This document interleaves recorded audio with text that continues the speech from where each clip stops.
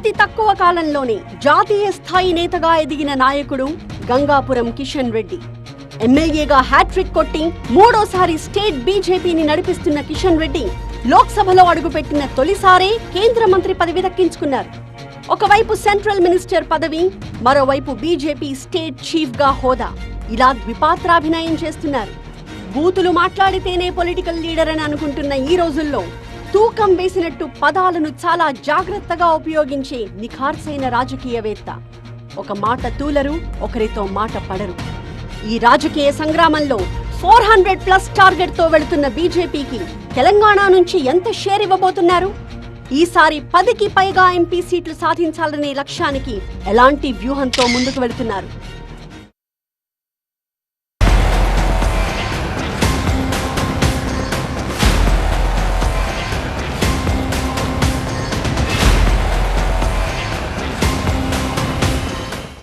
So ప్రస్తుతం మనతో కిషన్ రెడ్డి ఉన్నారు. కిషన్ రెడ్డి గారు నమస్కారం. నేరుగా మోదీ ప్రచార సభను ముగించుకొని ఎల్బీ స్టేడియం దగ్గర నేరుగా టీవీ9 స్టూడియోకి వచ్చారు. నమస్కారం కిషన్ రెడ్డి గారు. సో ఇంట్రోలో చెప్పినట్లుగా ఎన్ని సీట్లు సాధించాలని టార్గెట్ పెట్టుకున్నారు? డబుల్ డిజిట్ అంటే 10 లేకపోతే 16 ఆర్ 17? 17 ఉండాలి. ఎందుకు కూడా అంటే భారతీయ జనతా పార్టీ ఎవరు పోటీ చేసినప్పుడు కూడా, లేకపోతే ఏ పార్టీ పోటీ చేసినప్పుడు కూడా వాళ్ళు గెలవాలని పోటీ చేస్తారు తప్ప ఏ పార్టీ అయినా సరే. కానీ రీసెంట్గా 5 నెలల క్రితం అసెంబ్లీ ఎన్నికలు జరిగినాయి. అసెంబ్లీ ఎన్నికల్లో మీకు 8 సీట్లు వచ్చినాయి, 8 అసెంబ్లీలు వచ్చినాయి. కానీ ఇప్పుడు పార్లమెంట్ ఎన్నికల్లో మీ టార్గెట్ పెద్దది పెట్టుకున్నారు. ఇంత టార్గెట్ సాధ్యమైద్దని పెట్టుకున్నారా, లేకపోతే టార్గెట్ పెట్టుకోవాలి కాబట్టి పెట్టుకున్నారా? టార్గెట్ కాదు, గతంలో వచ్చినటువంటి అనుభవం, దేశంలో ఉన్నటువంటి మార్పు.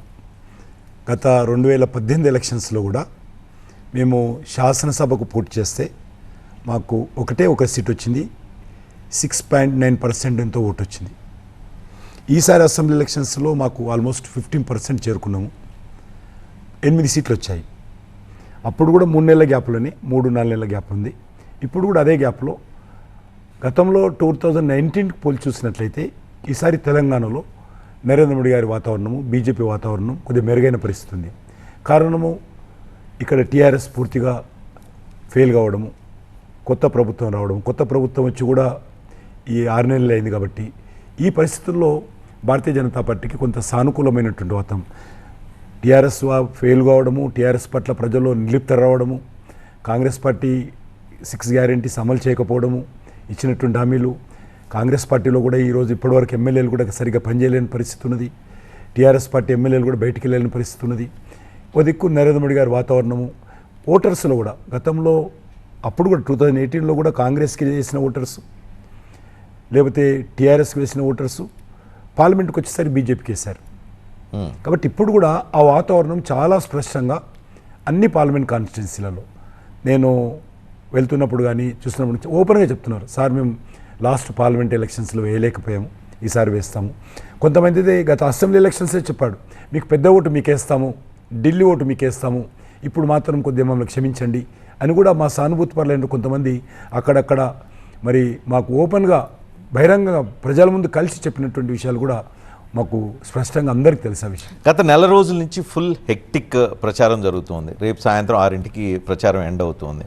సో ఈరోజు లేట్ నైట్ ఇక్కడ మా దగ్గరకు ఇన్ని రోజుల ప్రచారంలో కానీ, జనాలు కలిసిన సందర్భంలో కానీ ఏం అబ్జర్వ్ చేశారు? ప్రభుత్వ 5 నెలల క్రితం వచ్చిన కాంగ్రెస్ ప్రభుత్వ వ్యతిరేకతను అబ్జర్వ్ చేశారా? మోదీ పాజిటివిటీని అబ్జర్వ్ చేశారా? లేదు జాతీయ స్థాయి ఎన్నికలు కాబట్టి జాతీయ భావజాలంతో ప్రజలు థింక్ చేస్తున్నారు ఓటేయడానికి? ఒకటి,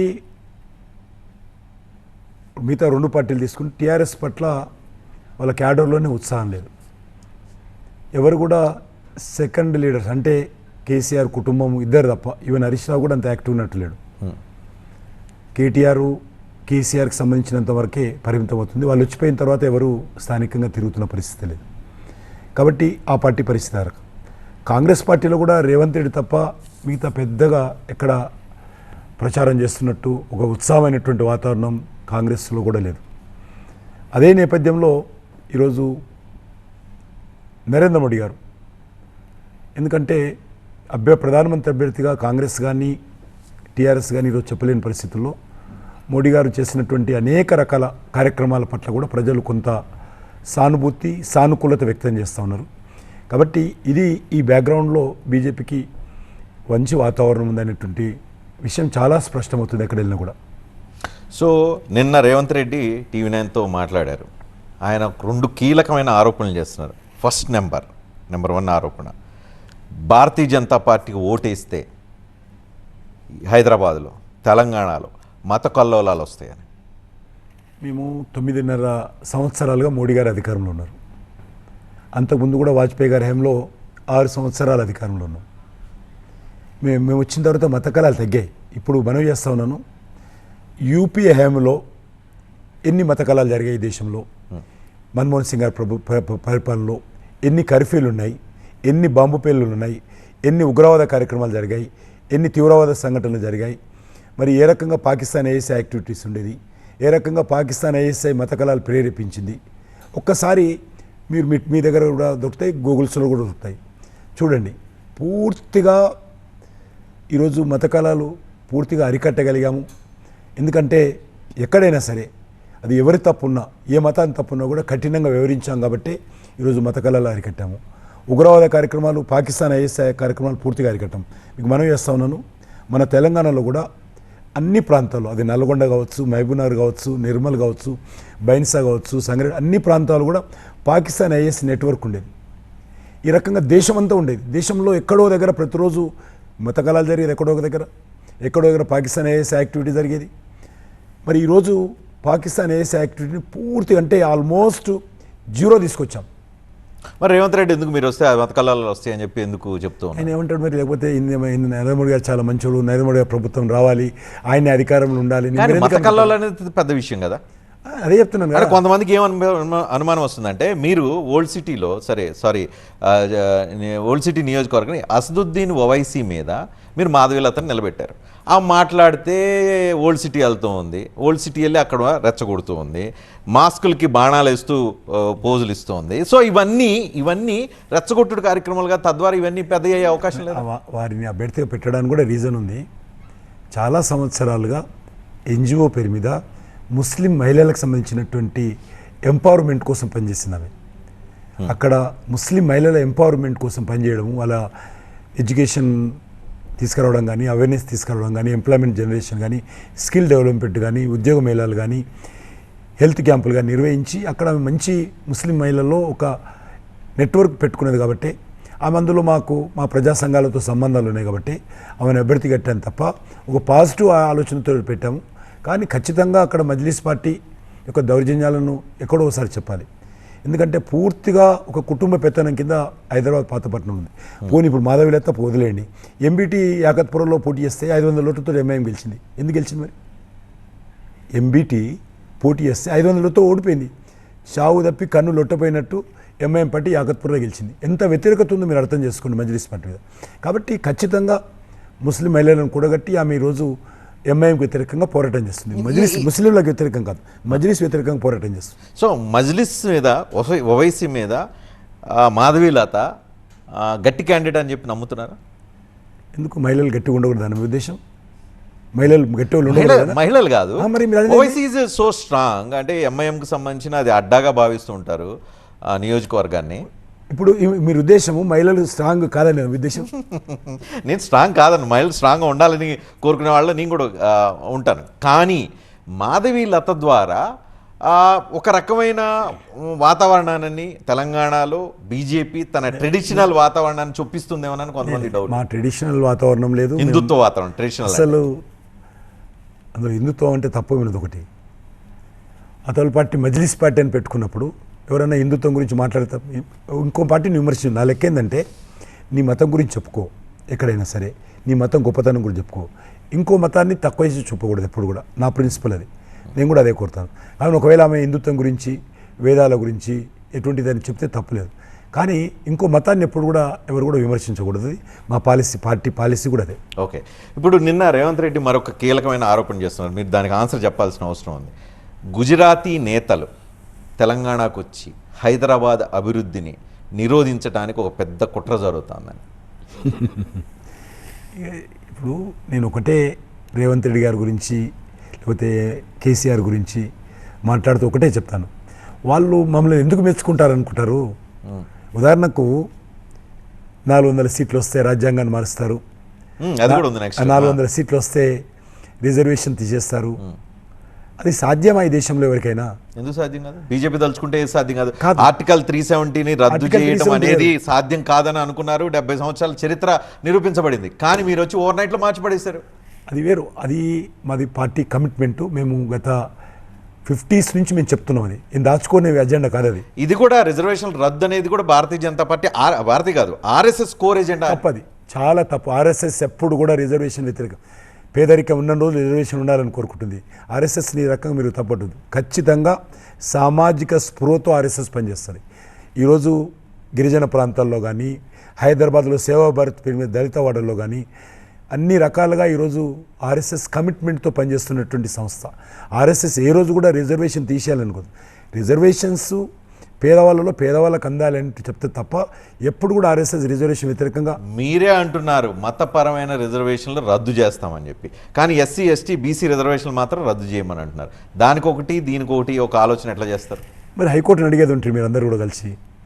హైకోర్టు అప్పుడు ఆంధ్రప్రదేశ్ హైకోర్టు రాజశేఖర రెడ్డి గారు రిజర్వేషన్స్ రిలీజియస్ ఆధారంగా రిజర్వేషన్ పెట్టినప్పుడు మన కాన్స్టిట్యూషన్లో సామాజిక దృక్పథంగా కానీ ఆర్థిక దృక్పథంగా కానీ రిజర్వేషన్స్ పెట్టవచ్చు. మన రాజ్యాంగం అది ఒప్పుకుంటుంది.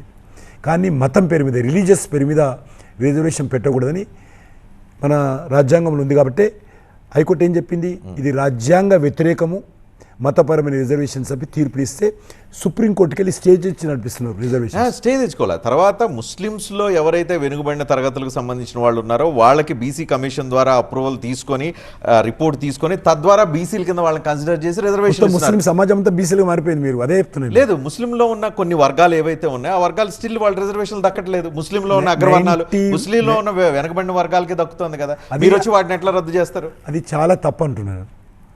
రిలీజియస్ ఆధారంగా రిజర్వేషన్స్ ఉన్నాయి. ఇప్పుడు అయితే ముస్లిం రిజర్వేషన్ అని ఉంది. నేను ఒకటే కొడతా ఉన్నాను. హైదరాబాద్లో ఇప్పుడు ప్రధానమంత్రి గారు కొట్టి చేశారు. 150 సీట్లు ఉంటాయి డివిజన్స్ మున్సిపల్ కార్పొరేషన్లో. అందులో 33% 50 సీట్లు బీసీలకు ఇచ్చారు, రిజర్వేషన్ చేశాం.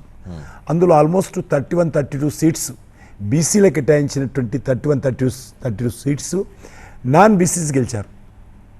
Non BCs. మరి మనం బీసీలకు మేలు చేస్తున్నాం, అన్యాయం చేస్తున్నాం.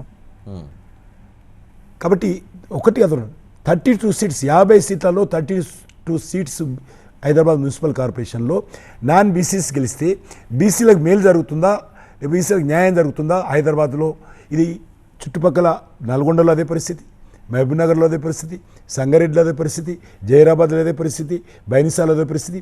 బీసీలకు కేటాయించినటువంటి సీట్లలో ఈ ముస్లిం రిజర్వేషన్ పేరుతో ఈరోజు బీసీలలో ఉన్నటువంటి వాళ్ళందరూ కూడా అన్యాయం చేస్తూ వీళ్ళు వచ్చి గెలుస్తున్నారు. ఒక చిన్న ఉదాహరణ చెప్పాను. ఆ రకంగానే విద్యలు కూడా ఆ రకంగానే ఉంది, ఎడ్యుకేషన్ కూడా ఆ రకంగా ఉంది. కాబట్టి మతపరమైన రిజర్వేషన్, మేము ఉదాహరణకు ఈరోజు రిజర్వేషన్ ఇచ్చాం, ముస్లింలకు మేము ఇచ్చాం, మోడీ గారు వచ్చినాక ఇచ్చారు.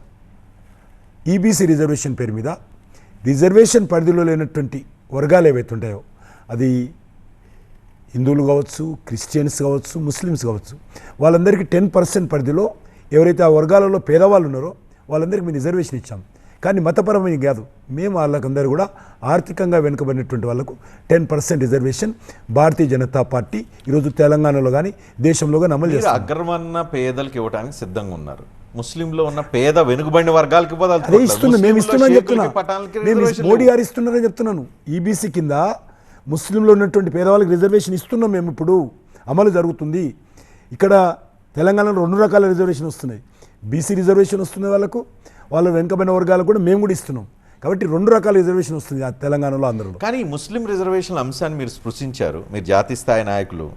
ఇది మీకు నష్టం కలిగించదా? ఎందుకు ఇంత బోల్డ్ బిగ్ డెసిషన్ తీసుకున్నారు రద్దు అనే ఒక నినాదాన్ని? స్టాండ్ అది ఇప్పుడు కాదు. మేము సుప్రీం అయితే రాష్ట్ర తెలంగాణ హైకోర్టు కానీ అప్పుడు ఆంధ్రప్రదేశ్ హైకోర్టు కానీ ఇచ్చినటువంటి తీర్పు కట్టుబడి మాట్లాడుతున్నాం తప్ప మేము మా ఎజెండా కాదు. అది చాలా స్పష్టంగా ఆ యొక్క 3 జడ్జిలతో కూడినటువంటి తీర్పు ఏదైతే ఉన్నదో ఈ యొక్క రిజర్వేషన్స్, మతపరమైన రిజర్వేషన్స్ రాజ్యాంగ వ్యతిరేకమని ఉన్నది. ఖచ్చితంగా దానికి మేము కట్టుబడి ఉన్నాం. ఈ రకంగా మతపరమైన రిజర్వేషన్ ఇవ్వడంతో కన్వర్షన్స్ పెరుగుతాయి. కాబట్టి అనేక రకాల సమస్యలు ఉత్పన్నమవుతామని మేము ఆకాంక్షిస్తున్నాం. కాబట్టి మతం పేరు మీద ఆధారం కాకుండా ఆర్థికంగా రిజర్వేషన్ అమలు జరగాలని భారతీయ జనతా పార్టీ కోరుకుంటుంది. ఆ దిశలోనే రిజర్వేషన్ ఉండాలని కోరుకుంటున్నాం. దానికి అనుకూలంగా మేము ఈరోజు 10% రిజర్వేషన్స్లో ముస్లిమ్స్ ఉన్నారు, క్రిస్టియన్స్ ఉన్నారు, హిందువులు ఉన్నారు. ఆ వర్గాల్లో ఉన్నటువంటి పేదవాళ్ళందరూ కూడా ఇస్తాం రిజర్వేషన్. ఓకే, ఇందాక ఒక పాయింట్ మిస్ అయ్యాం. గుజరాతీలు వచ్చి హైదరాబాద్ గ్రోత్ని లేకపోతే హైదరాబాద్ అభివృద్ధిని అడ్డుకుంటున్నారు అనేది ప్రజెంట్ తెలంగాణ సీఎం ఆరోపణ. గుజరాతీలు అంటే వాళ్ళ ఉద్దేశం ఐ థింక్ ప్రధానమంత్రి, హోంమంత్రి. మీరు రేవంత్ రెడ్డి గారు మాట్లాడినటువంటి మాటలు సీరియస్గా తీసుకోవద్దు. తీసుకోవద్దు ఆయన. ఎందుకు? ఆయన తెలంగాణ సీఎం అయినంత మాత్రాన ఏదో యాక్సిడెంట్లీ ఆయన సీఎం అయినంత మాత్రాన ఊడిపడ్డారు అనుకుంటే ఎట్లుంటా మీరు? ఆయన సీఎం అని ఎట్లా అంటారు?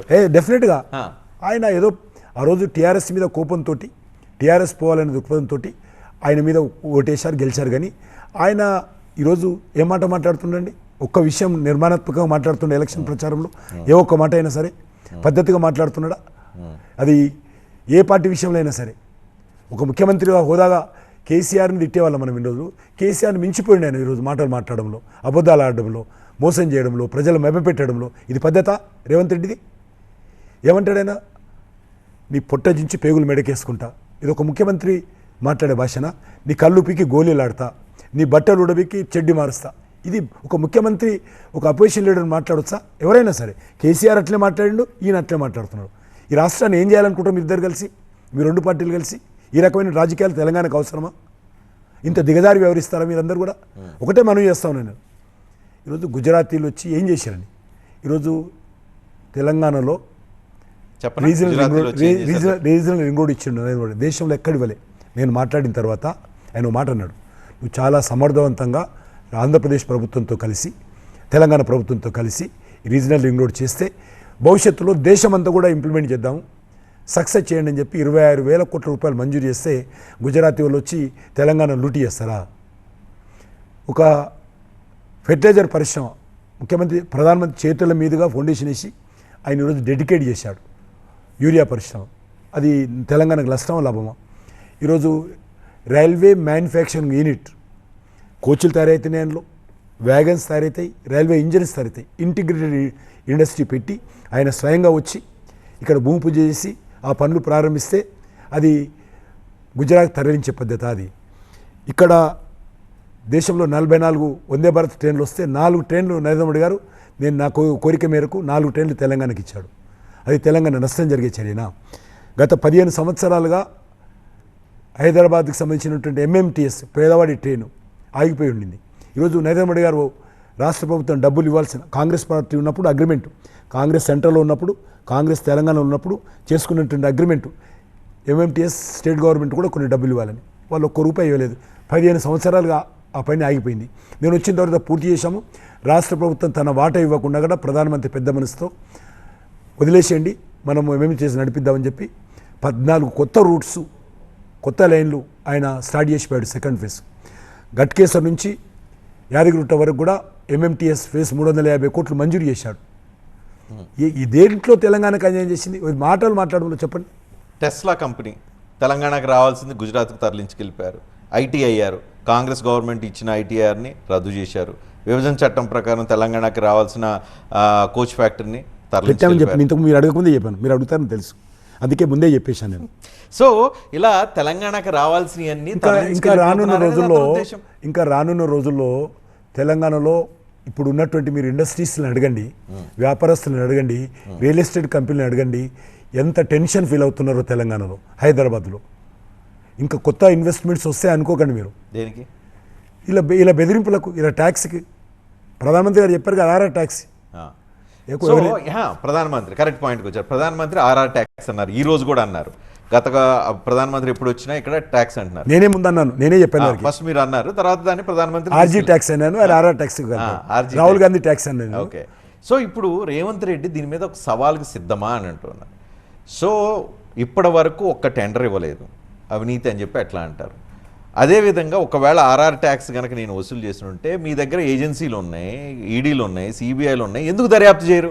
దర్యాప్తు చేయకుండా ఓన్లీ రాజకీయపరమైన విమర్శ ఎందుకు చేస్తున్నారు? నువ్వు ఇప్పుడు రాజకీయపరం నువ్వేటే చేస్తున్నావు కాబట్టి ఇది వాస్తవం. ఇప్పుడు మీరు హైదరాబాద్లో ఆఫ్ ది రికార్డు ఏ రియల్ ఎస్టేట్ కంపెనీతోనే మాట్లాడండి, మీరు ఏ రియల్ ఎస్టేట్ కంపెనీతోనే మాట్లాడండి, ఏ ఇండస్ట్రీతోనే, ఫార్మా కంపెనీతో మాట్లాడండి, లేకపోతే ఎన్ని రకాలుగా బెదిరింపులు చేస్తూ ఉన్నారంటే డైరెక్ట్ వీళ్ళు కూడా తీసుకోవడం ఢిల్లీలో జమ అంటారు పోయి, మళ్ళీ రిస్క్ అది కూడా ఉండొద్దని డైరెక్ట్ ఢిల్లీలో పోయి పలానా దగ్గర పలానా వ్యక్తి దగ్గర జమ చేయమని చెప్తున్నారు. ఆ రకంగా కొన్ని వందలు ఉన్నాయి సాక్ష్యాలు, కానీ ఇప్పుడు వాళ్ళందరూ బయటకు చెప్పాలి, ఆ ఇండస్ట్రీ వాళ్ళ భవిష్యత్తు భయపడుతున్నారు. ఓకే, మరి భారతీయ జనతా పార్టీ ఓటర్లకి ఇంత ఎష్యూరెన్స్లు ఇస్తుంది. సోకాల్ తెలంగాణలో ఉన్న వ్యాపారస్తులు, ఇండస్ట్రీస్లో ఎవరైతే మీరు అంటున్నట్టుగా కాంగ్రెస్ రేవంత్ రెడ్డి బెదిరింపులకు భయపడుతున్నారు, వాళ్ళందరికీ భారతీయ జనతా పార్టీ ఏం ఇష్యూరెన్స్ ఇస్తుంది, ఏం ప్రొటెక్షన్ ఇస్తుంది, ఏమి? ఎందుకంటే రేవంత్ రెడ్డి ముఖ్యమంత్రి కాకముందే బెదిరింపులు చేసేవాడు, మీకు తెలియకపోవచ్చు, నేను మీద తప్పట్టడం లేదు. ఆయన ఒక ఆఫీస్ పెట్టేవాడు, అందరు రియల్ ఎస్టేట్ కంపెనీల మీద ఆర్టీఏలు వేసి ఆర్టీఏల ద్వారా వివరాలు సేకరించి వాళ్ళందరినీ బ్లాక్మెయిల్ చేసేవాడు. అందరికీ జగమెరిగిన సత్యం అది, నేను చెప్పడం కొత్తగా చెప్పడం లేదు. చాలామంది చెప్పేవారు, ఎప్పుడు టీఆర్ఎస్ ప్రభుత్వ హయాంలో జరిగింది ఇదంతా కూడా. అందరి మీద కూడా ఆర్టీఏ కింద కాయిదాలు తీసుకొచ్చి బెదిరింపులు చేసి వాళ్ళ దగ్గర ఏ రకంగా చేసేవాడు తెలుసు. ఆయన ప్రతిపక్షంలో ఉన్నప్పుడే అలంగా చేసిన వ్యక్తి ఈరోజు అధికారంలోకి వచ్చినాక ఇది చేయడంలో పెద్ద గొప్ప అనుకోకూడదు, ఇది మామూలు ఆయనకు మాత్రం. కాబట్టి ఆయన చేస్తున్న విషయము వేస్తున్న విషయం వాస్తవం, అందులో జరుగుతున్నది కూడా వాస్తవమే. ఓకే, సో మీరు మోదీకి అత్యంత ప్రియమైన శిష్యులు ఒప్పుకుంటారా? ఆయనకుంటే చాలామంది శిష్యుల్లో మీరు ఒక మోస్ట్ ఇంపార్టెంట్ శిష్యులు అని చెప్పి ఒప్పుకుంటారా? శిష్యుల ఒప్పుకుంటా. సో ఇప్పుడు కిషన్ రెడ్డి టార్గెట్ ఏంటి? సికింద్రాబాద్లో గెలిచి మళ్ళీ కేంద్ర మంత్రి అవటమా, భారతీయ జనతా పార్టీ జాతీయ అధ్యక్షుడు అవటం? ఈ రెండు కూడా నా చేతిలో లేనటువంటి పనులు. ఇప్పుడు నాకు టికెట్ ఇచ్చారు కాబట్టి సికింద్రాబాద్ ప్రజల ఆశీస్సులతో గెలవడమే 1 పాయింట్ ఫార్ములా. ఇప్పుడు మంత్రి అవుతానో కాదో, పార్టీలో ఏదైనా బాధ్యత ఇస్తారో లేదో, లేకపోతే సాధారణ ఎంపీగా ఉంటానో చెప్పలేను, కానీ ఖచ్చితంగా నేను ఎంపీగా మాత్రం గెలుస్తాను, సికింద్రాబాద్ ప్రజలకు సేవ చేస్తాను మరో 5 సంవత్సరాలు. సికింద్రాబాద్ పాయింట్ ఆఫ్ వ్యూలో చూద్దాం. సికింద్రాబాద్లో ముస్లిమ్స్ ఉంటారు, క్రిస్టియన్స్ ఉంటారు, నార్త్ ఇండియన్స్ ఉంటారు, ఒక మిక్స్డ్ కల్చర్ ఉంటుంది. మీరు గత ఎన్నికల్లో గెలిచారు, ఇప్పుడు మళ్ళీ అక్కడ గెలవటానికి మీరు ఎంచుకుని ఇప్పుడు మీరు తీసుకున్న టఫ్ డెసిషన్స్ ఏదైతే రిజర్వేషన్లు రద్దు, ముస్లిం రిజర్వేషన్లు రద్దు, ఇతరత్ర ఏవైతే ఉన్నాయో వీటన్నిటిని అధిగమించి సికింద్రాబాద్లో మళ్ళీ బయటపడగలుగుతారని చెప్పి నమ్ముతున్నారు. ఒకటి, ముస్లిం రిజర్వేషన్ విషయంలో మేము కొత్త డిసిషన్ కాదు ఇది. రాజశేఖర రెడ్డి గారు ఎప్పుడైతే రిజర్వేషన్ పెట్టారో అసెంబ్లీలో నేను ఒక్కడినే ఆ రోజు వ్యతిరేకంగా ఓటు వేశాను. ఆ రోజే చాలా పోరాటాలు చేశాం మేము.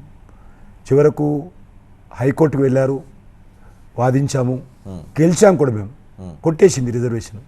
కాబట్టి మళ్ళీ దాన్ని సుప్రీంకోర్టు తెచ్చుకున్నారు వాళ్ళు. కాబట్టి మేము కొత్తగా చెప్పిన విషయం కాదు. వాస్తవంగా మేము మతానికి వ్యతిరేకం కాదు. ఈరోజు మతపరమైన రిజర్వేషన్స్ వ్యతిరేకం తప్ప ముస్లింలకు వ్యతిరేకం కాదు భారతీయ జనతా పార్టీ. నాకు సంబంధించినంత వరకు ఈరోజు నాకు ముస్లిమ్స్ కూడా చాలా పెద్ద ఎత్తున అన్ని ప్రాంతాల్లో నాకు అనుకూలంగా ఓటేస్తారు. ఇప్పుడు కూడా అదే రకమైనటువంటి వాతావరణం ఉంది. ఎట్లా రిజర్వేషన్లు రద్దు చేస్తా అన్న మీకు ఓటేస్తారా? ఎంతమందికి రిజర్వేషన్స్ వస్తున్నాయండి? ముస్లిం రిజర్వేషన్ ఎంతమంది లాభం జరుగుతున్నది? వాళ్ళ జనాభా ఎంత? వాళ్ళకు ఎన్ని ఇళ్ళకు వాళ్ళ లాభం జరుగుతుంది? ఎక్కడ వాళ్ళకు దాని రిజర్వేషన్ పేరు మీద అసలు ప్రభుత్వ ఉద్యోగాలు ఎన్ని వస్తున్నాయి? కాబట్టి ప్రజలలో ఇది రాజకీయపరమైన అంశమే తప్ప మేము ఒక ఐడియాలజికల్గా మేము ఫైట్ చేస్తున్నామే తప్ప ఇది ముస్లింలకు కూడా పూర్తిగా రిజర్వేషన్ కారణంగా అందరూ లబ్ధి పొందుతుందని అనుకోకూడదు. ఓకే, సికింద్రాబాద్లో క్రిస్టియన్ కమ్యూనిటీ కూడా చాలా ఎక్కువగా ఉంటారు. వాళ్ళు ఏ రకంగా భారతీయ జనతా పార్టీకి మీకు ఓటేస్తారు? ఎందుకు వేయకూడదని నేను అడుగుతున్నాను. మణిపూర్ లాంటి ఇన్సిడెంట్స్ క్రిస్టియన్స్ని హర్ట్ చేసే అవకాశం లేదు. మణిపూర్ బీజేపీకి ఏం సంబంధం? అక్కడ 2 కమ్యూనిటీలు కొట్లాడుకున్నాయి. మేము బురదంతా బీజేపీకి పూస్తారు. రాహుల్ గాంధీ అది ప్రయత్నం చేశాడు, ఓట్ బ్యాంక్ రాజకీయాలు. ప్రజలు అర్థం చేసుకోగలిగినంత డెఫినెట్గా ఇక్కడ మేము ఏమైనా అన్యాయం చేసిన ఎవరికన్నా, ఏ రోజైనా ఎవరికైనా వ్యతిరేకంగా మాట్లాడాము? ఇక్కడ ఏదైనా వాళ్ళకి ఇన్సిడెంట్స్ అయితే వాళ్ళకి అందుబాటులో లేమా? వాళ్ళ ఫెస్టివల్స్కి వెళ్ళామా? వాళ్ళు మా ఇంటికి రారా? మేము వాళ్ళ ఇంటికి వెళ్ళామా? సివిక్ ప్రాబ్లమ్స్ ఏమన్నా చేస్తాం కదా. క్రిస్టియన్ బస్తీలలో ఉన్నటువంటి సివిక్ ప్రాబ్లమ్స్ ఏమన్నా కూడా ఏ రకమైనటువంటి హిందువా, ముస్లిమా, క్రిస్టియన్ అని చూడకుండా వివక్షత లేకుండా మేము ఉన్నంతలో మాకున్నంత శక్తి మేరకు వాళ్ళకు కూడా మేము అన్ని రకాలుగా సహకారం అందిస్తాం. కాబట్టి మణిపూర్ ఇన్సిడెంట్ ఈజ్ డిఫరెంట్. అది సుప్రీంకోర్టు ఇచ్చినటువంటి తీర్పు, జడ్జిమెంట్ కారణంగా అక్కడ ఉద్రిక్త వాతావరణాలు వచ్చినాయి. అక్కడ ఏమవుతుందంటే నేను నార్త్ ఇండియాకి సంబంధించిన నార్త్ ఈస్ట్ మినిస్టర్ని, డోనర్ మినిస్టర్ని. అక్కడ పోలీస్ ఫైరింగ్ చేస్తామంటే కూడా భయపడే పరిస్థితి లేదు. ఇంకా ఎక్కువ ప్రాణ నష్టం కలుగుతుంది. కాబట్టి ప్రాణ నష్టం తగ్గించే క్రమంలో కొద్ది వైలెన్స్ పెరుగుతూ ఉంది. మరింత కఠినంగా ఉంటే ప్రాణ నష్టం జరుగుతుంది. కాబట్టి వాళ్ళు ఎంతకైనా తెగించి ఈ యొక్క రిజర్వేషన్కి సంబంధించిన అంశాలు కావచ్చు, వాళ్ళ క్యాస్ట్కి సంబంధించిన అంశాలు కావచ్చు, వాళ్ళు పట్టింపులకు పోయి అక్కడ ఘర్షణ చేస్తూ ఉంది. సాధ్యమైనంత వరకు వైలెన్స్ తగ్గించే ప్రక్రియలోనే భారత ప్రభుత్వం తప్ప మేము చాలా సంయమనంతో ఉన్నాము, లేకపోతే ఇంకా ఎక్కువ ప్రాణ నష్టం జరిగేది అక్కడ. సో సికింద్రాబాద్ మీరు మళ్ళీ పోటీ చేస్తూ ఉన్నారు. సికింద్రాబాద్లో ఇప్పటివరకు మీరు ఏం చేశారు? మళ్ళీ మీకు ఓటు వేయటానికి ప్రజలకి ఏం రీజన్ కనిపిస్తుంది? ఈవెన్ దో నేను కూడా సికింద్రాబాద్ ఓటర్నే, మీరు కూడా నాకు క్యాంపెయిన్ చేయాలా? నేను ఎందుకు మళ్ళీ ఓటు వేయాలా? ఒక పార్లమెంట్ సభ్యుడిగా నాకు ఓటు వేసి గెలిపించినటువంటి ప్రజలు ఎవరుతున్నారో నేను దానికి పూర్తి న్యాయం చేశాను. ఒక పార్లమెంట్ సభ్యుడు ఏం చేయాలి? పార్లమెంట్ సభ్యుడు కౌన్సిలర్ పని కూడా నాకు పెడుతూనే చేస్తాను, అది కూడా నేను. కానీ పార్లమెంట్ సభ్యుడిగా సంవత్సరంలో 5 నెలలు పార్లమెంట్ సమావేశాలు ఉంటాయి. నన్ను గెలిపించింది దానికోసం, పార్లమెంట్కి వెళ్ళాలా. కేంద్ర ప్రభుత్వం తరఫున వచ్చేటువంటి పథకాలు ఆ కాన్స్టిట్యున్సీకి కానీ ఈ రాష్ట్రానికి కానీ తీసుకురావాలా. నేను అవన్నీ తీసుకొచ్చాను. రైల్వే స్టేషన్ల అభివృద్ధి కావచ్చు, చెప్తాను ఇప్పుడు. నేను అదే కాకుండా ఒక నివేదిక, ప్రజలకు నివేదిక ఇచ్చాను. 290 పేజీలు, ఇంకా ఎక్కువ ఉన్నది కానీ తగ్గించి నేనేమేం చేశాను, సికింద్రాబాద్కి ఏం చేశాను, సికింద్రాబాద్ ప్రజలకు ఏం చేశాను, కొంత తెలంగాణకి ఏం చేశాను. బుక్ అయితే లావుగా ఉంది. అందులో మ్యాటర్ కూడా ఏముండదు, ఫోటోలే ఉంటాయి. నేను నా సొంతంగా రాసుకునేది కాదు. నేనేమేం చేశాను, చిత్రాలతో వేసాను. నేను రాసుకుని అది చేశాను, ఇది చేశాను, ఇది ఓపెన్ డాక్యుమెంట్. నేను ప్రెస్ కాన్ఫరెన్స్ ముందు మా సికింద్రాబాద్ కాన్స్టిట్యూన్సీకి సంబంధించినటువంటి మేధావుల ముందు, రాజకీయ విశ్లేషకులను పిలిచి, జయప్రకాష్ నారాయణ లాంటి వ్యక్తిని పిలిచి ఇది ఆయన ముందు పెట్టి ఈరోజు మనము రిపోర్ట్ టు పీపుల్ అని పవర్ పాయింట్ ప్రజెంటేషన్ ద్వారా ప్రజలకు వివరించాను. ఇందులో దాచుకునేది ఉండదు. నేను ఏం చేశాను, నేను ఒక్క రోజు కూడా నేను సెలవు తీసుకోలే. ఓకే, తిరుపతికి వెళ్ళినప్పుడు మళ్ళీ కిందికి వచ్చిన తర్వాత పార్టీ మీటింగ్ మాట్లాడాను. అక్కడ కూడా నేను ఎక్కడ కూడా పార్టీలు మారలే, ఒక ల్యాండ్ గ్రాబింగ్ చేయలే, ఒక భూమి ఆక్రమించలేదు. అదే కదా మరీ మంచోళ్ళు అయిపోయారు అనేది కొంతమంది. ల్యాండ్ గ్రాబింగ్ చేయలేదు, ఎవరి మీద కేసులు పెట్టలేదు, ఎవరి మీద అక్రమంగా ఇల్లు ఖాళీ చేయించలేదు. నేను నీతి నిజాయితీతో ఉన్నాను. ఏ కాంట్రాక్ట్ దగ్గర ₹1 తీసుకోలేదు, ఒక బిల్డర్ దగ్గర బెదిరించి ₹1 తీసుకోలేదు. నేను కరోనాలో ఏం చేశాను, మొత్తం టోటల్ రిపోర్టు, పేద కమ్యూనిటీ హాల్స్ ఏం కట్టాను, బోరస్ ఎక్కడ ఏం చేయించాను, జిమ్స్ ఎక్కడ పెట్టాను, పార్కులు ఎక్కడ డెవలప్మెంట్ చేశాను, అన్నీ ఇందులో పొందుపరిచాను. నేను ప్రభుత్వ పాఠశాలలో ఏ రకంగా డిజిటల్ క్లాస్ రూమ్స్ పెట్టాను, ఫర్నిచర్ ఇప్పించాను, టాయిలెట్ క్లీనింగ్ మిషన్లు ఇప్పించాను, ఆ స్కూళ్ళతో ఏ రకంగా సంబంధాలు. టోటల్గా నేను స్కిల్ డెవలప్మెంట్ సెంటర్స్ 19 సెంటర్స్ పెట్టి 20,000 మందికి మా కాన్స్టిట్యున్సీలో, పార్లమెంట్ కాన్స్టిట్యున్సీలో స్కిల్లింగ్ చేయించాను అటల్ బిహారీ వాజ్పేయి ఫౌండేషన్ తరఫున. కాబట్టి ఇవన్నీ కూడా ఇందులో పొందుపరిచాను తప్ప నేను సికింద్రాబాద్ కాన్స్టిట్యున్సీకి తప్ప నాకు ఇంకేముంటుంది పని. ఓకే, చేసిన దాన్ని చూసి ఓటేయమంటారా, రేపు చెయ్యబోయేది చెప్పి ఓటు అడుగుతారా? నేను అప్పుడు కూడా గెలిచినప్పుడు ఏం చేస్తానని చెప్పలేదు. ఒక పార్లమెంట్ సభ్యుడిగా నా బాధ్యతను నిర్వర్తిస్తాను. ఒకటి కూడా చెప్పాను అప్పుడు కూడా, నేను నాకు ఓటేసినటువంటి వాళ్ళు ఏ రోజు కూడా మా ఎంపీ పొరపాటు చేశాడు, మా ఎంపీ ఇక్కడ ఫ్రాడ్ చేశాడు, మా ఎంపీ తప్పుడు మాట మాట్లాడాడు, మా ఎంపీ మమ్మల్ని అవమానపరిచే విధంగా మేము సిగ్గుపడే విధంగా వివరించారు అని ఏ రోజు కూడా వాళ్ళు తల దించుకునే విధంగా ప్రవర్తించను, తల ఎత్తుకునే విధంగా. ఆర్టికల్ 370 తొలగించడంలో సికింద్రాబాద్ ఎంపీ పాత్ర ఉంది. లేకపోతే ఆ కరోనా కంట్రోల్ చేయడంలో, దేశంలో కరోనా కంట్రోల్ రూమ్ హెడ్గా మీ సికింద్రాబాద్ ఎంపీ పాత్ర ఉంది. ఈరోజు దేశంలో అనేకమైనటువంటి టూరిస్ట్ డెస్టినేషన్ డెవలప్మెంట్లో ఎంపీ పాత్ర ఉంది. ఇక్కడ గాంధీ హాస్పిటల్కు 12 సార్లు వెళ్ళి అక్కడ ఉన్నటువంటి పేషెంట్లతో, కరోనా పేషెంట్లతో అందరూ భయపడుతుంటే డాక్టర్లు కూడా పోయినటువంటి పరిస్థితుల్లో ఏ ఎంపీ కానీ ఎమ్మెల్యే కానీ రానప్పుడు గాంధీ హాస్పిటల్ కానీ, లేకపోతే కింగ్కోటి ఆసుపత్రి కానీ, రేల్ ఆసుపత్రి కానీ, ఇక్కడ కొన్ని రోజులు పెట్టిన టిమ్స్ ఆసుపత్రి కానీ, లేకపోతే ఫీవర్ హాస్పిటల్ కానీ, కరోనా పేషెంట్స్ ఉన్నటువంటి అన్ని ఆసుపత్రులకు వెళ్ళి వాళ్ళకు ధైర్యం చెప్పి, డాక్టర్లకు సిబ్బంది పెట్టి ప్రాణానికి నేను ప్రతిసారి వెళ్ళినప్పుడు కూడా ప్రెస్ వాళ్ళు గేటు దాకా వచ్చేవాళ్ళు, లోపలికి నేను వెళ్ళవాడిని. వెంటిలేటర్స్ ఉన్నటువంటి పేషెంట్స్గా ఆ ఫోటోలన్నీ కూడా ఇందులో ఉన్నాయి. కాబట్టి ఆ రకంగా నేను ఏ విషయంలో కూడా నేను వెనుకడుగు వేయకుండా ఒక పార్లమెంట్ సభ్యుడిగా చేయాలో అన్నీ చేశాను. నేను పార్లమెంట్ సభ్యుడు పరిధి వేరు. కొంతమంది అయితే అసలు కనిపించరు, పార్లమెంట్ సభ్యులు ఎలక్షన్స్లోనే వస్తారు, మిగతా సభ్యులు ఎక్కడ కనిపించరు. నేను ఆ రకంగా ప్రతిరోజు హైదరాబాద్లో ఏదో ఒక కార్యక్రమంలో నేను పాల్గొనేవాడిని, ఆ రకంగా ప్రవర్తించాను. ఢిల్లీలో ఉన్నప్పుడు కూడా దేశం కోసమే, నన్ను గెలిపించింది అందుకోసమే కదా. నువ్వు మినిస్టర్ ఎందుకు అయ్యావంటే, మీరు ప్రజలు ఎంపీ అయ్యారు కాబట్టి మినిస్టర్ అయ్యాను. మినిస్టర్ అయ్యి ఈరోజు సికింద్రాబాద్ ప్రజలు గర్వపడే విధంగా కేంద్ర మంత్రిగా 2.5 సంవత్సరాలు హోమ్ మినిస్టర్లో పనిచేశాను. మళ్ళీ ఆ 2.5 సంవత్సరాలు నా ఫలితాన్ని చూసే ఎందుకో మళ్ళీ అప్గ్రేడ్ చేసి క్యాబినెట్ మినిస్టర్గా 3 శాఖలకు పెంచారు. ఇది సికింద్రాబాద్ ప్రజల గొప్ప వాళ్ళు ఇచ్చినటువంటి వరమే కదా నాకు. వాళ్ళు ఓటేశారు కాబట్టి నేను కేంద్ర మంత్రి అయ్యాను. కేంద్ర మంత్రి కావాలనే ఢిల్లీకి పంపించింది. ఇప్పుడు సేమ్ అదే సికింద్రాబాద్ ప్రజలకి ఏం చెప్తారు? మళ్ళీ నన్ను గెలిపించాలి, గెలిపిస్తే ఏం చేస్తానని చెప్తారు? తప్పకుండా ఒక పార్లమెంట్ సభ్యుడిగా ఏం చేయాలో మిగతా ఎంపీల కంటే ఒక 1% ఎక్కువ చేస్తాను తప్ప ఏది లోపం చేయను. ఎక్కడ కూడా నేను చిన్న పొరపాటు చేయకుండా నీతి నిజాయితీతో ఉంటాను. ప్రజలు ఏది కోరినా ఇప్పుడు అనేక రకాలుగా విదేశాలలో మన తెలుగు వాళ్ళు చాలామంది ఇబ్బందులు గురవుతే నేను ఆదుకున్నాను. మీ ప్రత్యర్థులు ప్రధానంగా బీఆర్ఎస్కి సంబంధించిన వాళ్ళు ప్రధానంగా ఆరోపణ చేస్తూ ఉంటారు, కేంద్ర మంత్రిగా మీరు కుర్కురేలు పంచడం, లిఫ్ట్లు ఓపెన్ చేయటం, 4 రైళ్లు తీసుకురావడం తప్ప ఏం చేశారు? 5 ఏళ్ళు కేంద్ర మంత్రిగా ఉండి ఒక విద్యాసంస్థ తెచ్చారా, కాలేజ్ తెచ్చారా, గుడి కట్టారా అని చెప్పి డైరెక్ట్ కేటీఆర్ అంటున్నారు. నా మాటలు కాదు, కేటీఆర్ అంటున్నారు. గుడి నేను కట్టకపోవచ్చు కానీ ఒక గుడి కూలిపోతే, కాకతీయులు కట్టినటువంటి గుడి 40 సంవత్సరాల క్రితం కూలిపోతే 1000 స్తంభాల గుడి మంటపాన్ని ఈరోజు నేను ఇనిషియేటివ్ తీసుకొని అద్భుతమైనటువంటి కాకతీయులు ఏ రకంగా ఏ టెక్నాలజీతో శాండ్ టెక్నాలజీతో కట్టారో అటువంటి గుడి నిర్మాణం చేసి మళ్ళీ 1000 స్తంభాల గుడి పునరుద్ధరించి, ఎందుకంటే నా డిపార్ట్మెంట్ అది ఏఎస్ఐ కింద ఉంటుంది, కల్చర్ మినిస్ట్రీ కింద 1000 స్తంభాలు కూడా నా కంట్రోల్ ఉంటుంది. రాష్ట్ర ప్రభుత్వానికి సంబంధం లేదు, 100% కేంద్ర ప్రభుత్వ పరిధిలో అంశం. కాబట్టి నేను దాన్ని ఈరోజు కేంద్ర మంత్రి అయినటువంటి నా అదృష్టం కారణంగా ఈరోజు నేను దాన్ని పునరుద్ధరించాను. ఇక్కడ సికింద్రాబాద్ రైల్వే స్టేషన్ 720 కోట్లతోటి సికింద్రాబాద్ ఎప్పుడో కట్టినటువంటి రైల్వే స్టేషన్ ఈరోజు 25% పనులు పూర్తయినాయి. ప్రధానమంత్రి గారిని స్వయంగా పిలిచి అక్కడ భూమి పూజ చేయించి పనులు చేయించాను. కేసీఆర్ గారు ఫామ్ హౌస్లో ఉంటారు, ఢిల్లీ నుంచి వస్తారు ప్రధానమంత్రి గారు. రాష్ట్ర రాజధానిలో తెలంగాణలో ప్రముఖమైనటువంటి రైల్వే స్టేషన్కు 720 కోట్లు ఇచ్చి ప్రధానమంత్రి గారు స్వయంగా వచ్చి భూమి పూజ చేస్తే ముఖ్యమంత్రి గారు పిలిస్తే రారు, ఫామ్ హౌస్లో కాళ్ళు బారజాపుకొని కూర్చుంటారు.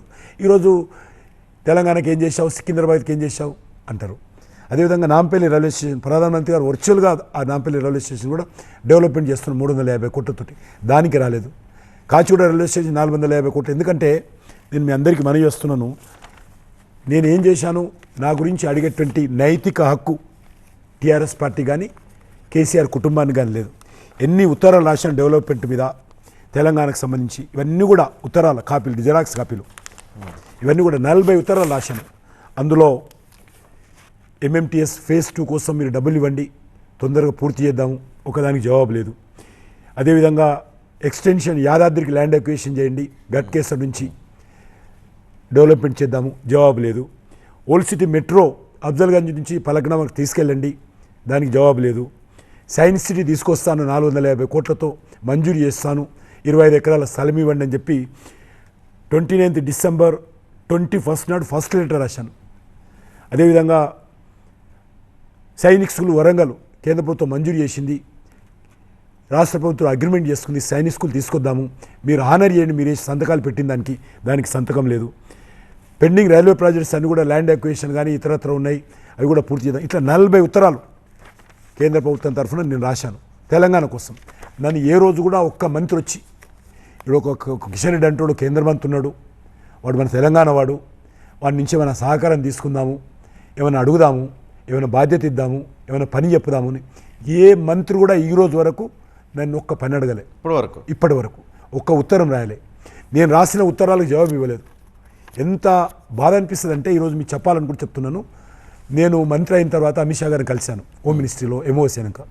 నేను సీఎంను కొత్త మంత్రి కాబట్టి ఉత్సాహం కదా నాకు కూడా.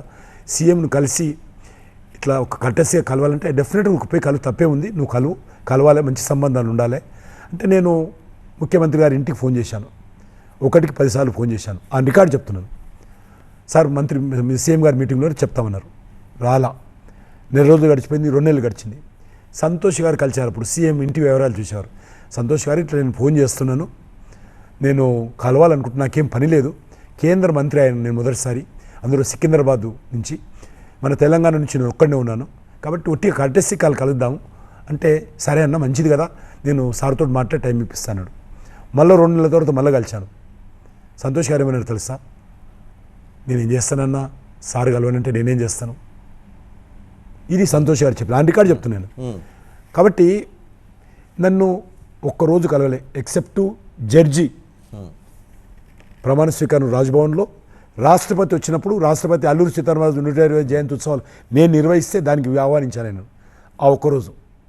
2 సార్లు మాత్రమే ముఖ్యమంత్రి గారు నాతో మాట్లాడారు వేదిక మీద. అది కూడా డైనింగ్ టేబుల్ దగ్గర, అంటే స్నాక్స్ తీసుకుంటాం కదా రాష్ట్రపతి భవన్లో, అక్కడ ఆయన ఒక్కరోజు కూడా ఒక కేంద్ర మంత్రి ఉన్నాడు ఈ పని చెప్పలేదు. ఇంకా నేను ఉత్తరం ఎవరు రాసినా, మన దగ్గర ఉన్నటువంటి ఎవరైనా లైట్ బాయ్ కూడా ఉత్తరం రాసినా కూడా నేను జవాబు ఇవ్వాలి, అది మా బాధ్యత. నీ ఉత్తరం అందింది, మేము పరిశీలిస్తున్నామని కనీసం ఎక్నాలజ్మెంట్ చేస్తాం. కానీ నాకు ఇంతవరకు లెటర్ రాస్తే దిక్కు లేదంట, ఎక్నాలజ్మెంట్ లేదు. పని వేసిన తర్వాత నీ ఉత్తరం అందింది, ఆలోచిస్తున్నాను, ఇవన్నీ కూడా ఉత్తరాలకు జిరాక్స్ కాపీలు ఇవన్నీ. ఇన్ని ఉత్తరాలు అనేక, నా సొంత పని ఏం కాదు, ఇదన్నీ తెలంగాణ అభివృద్ధి కోసం పనులు.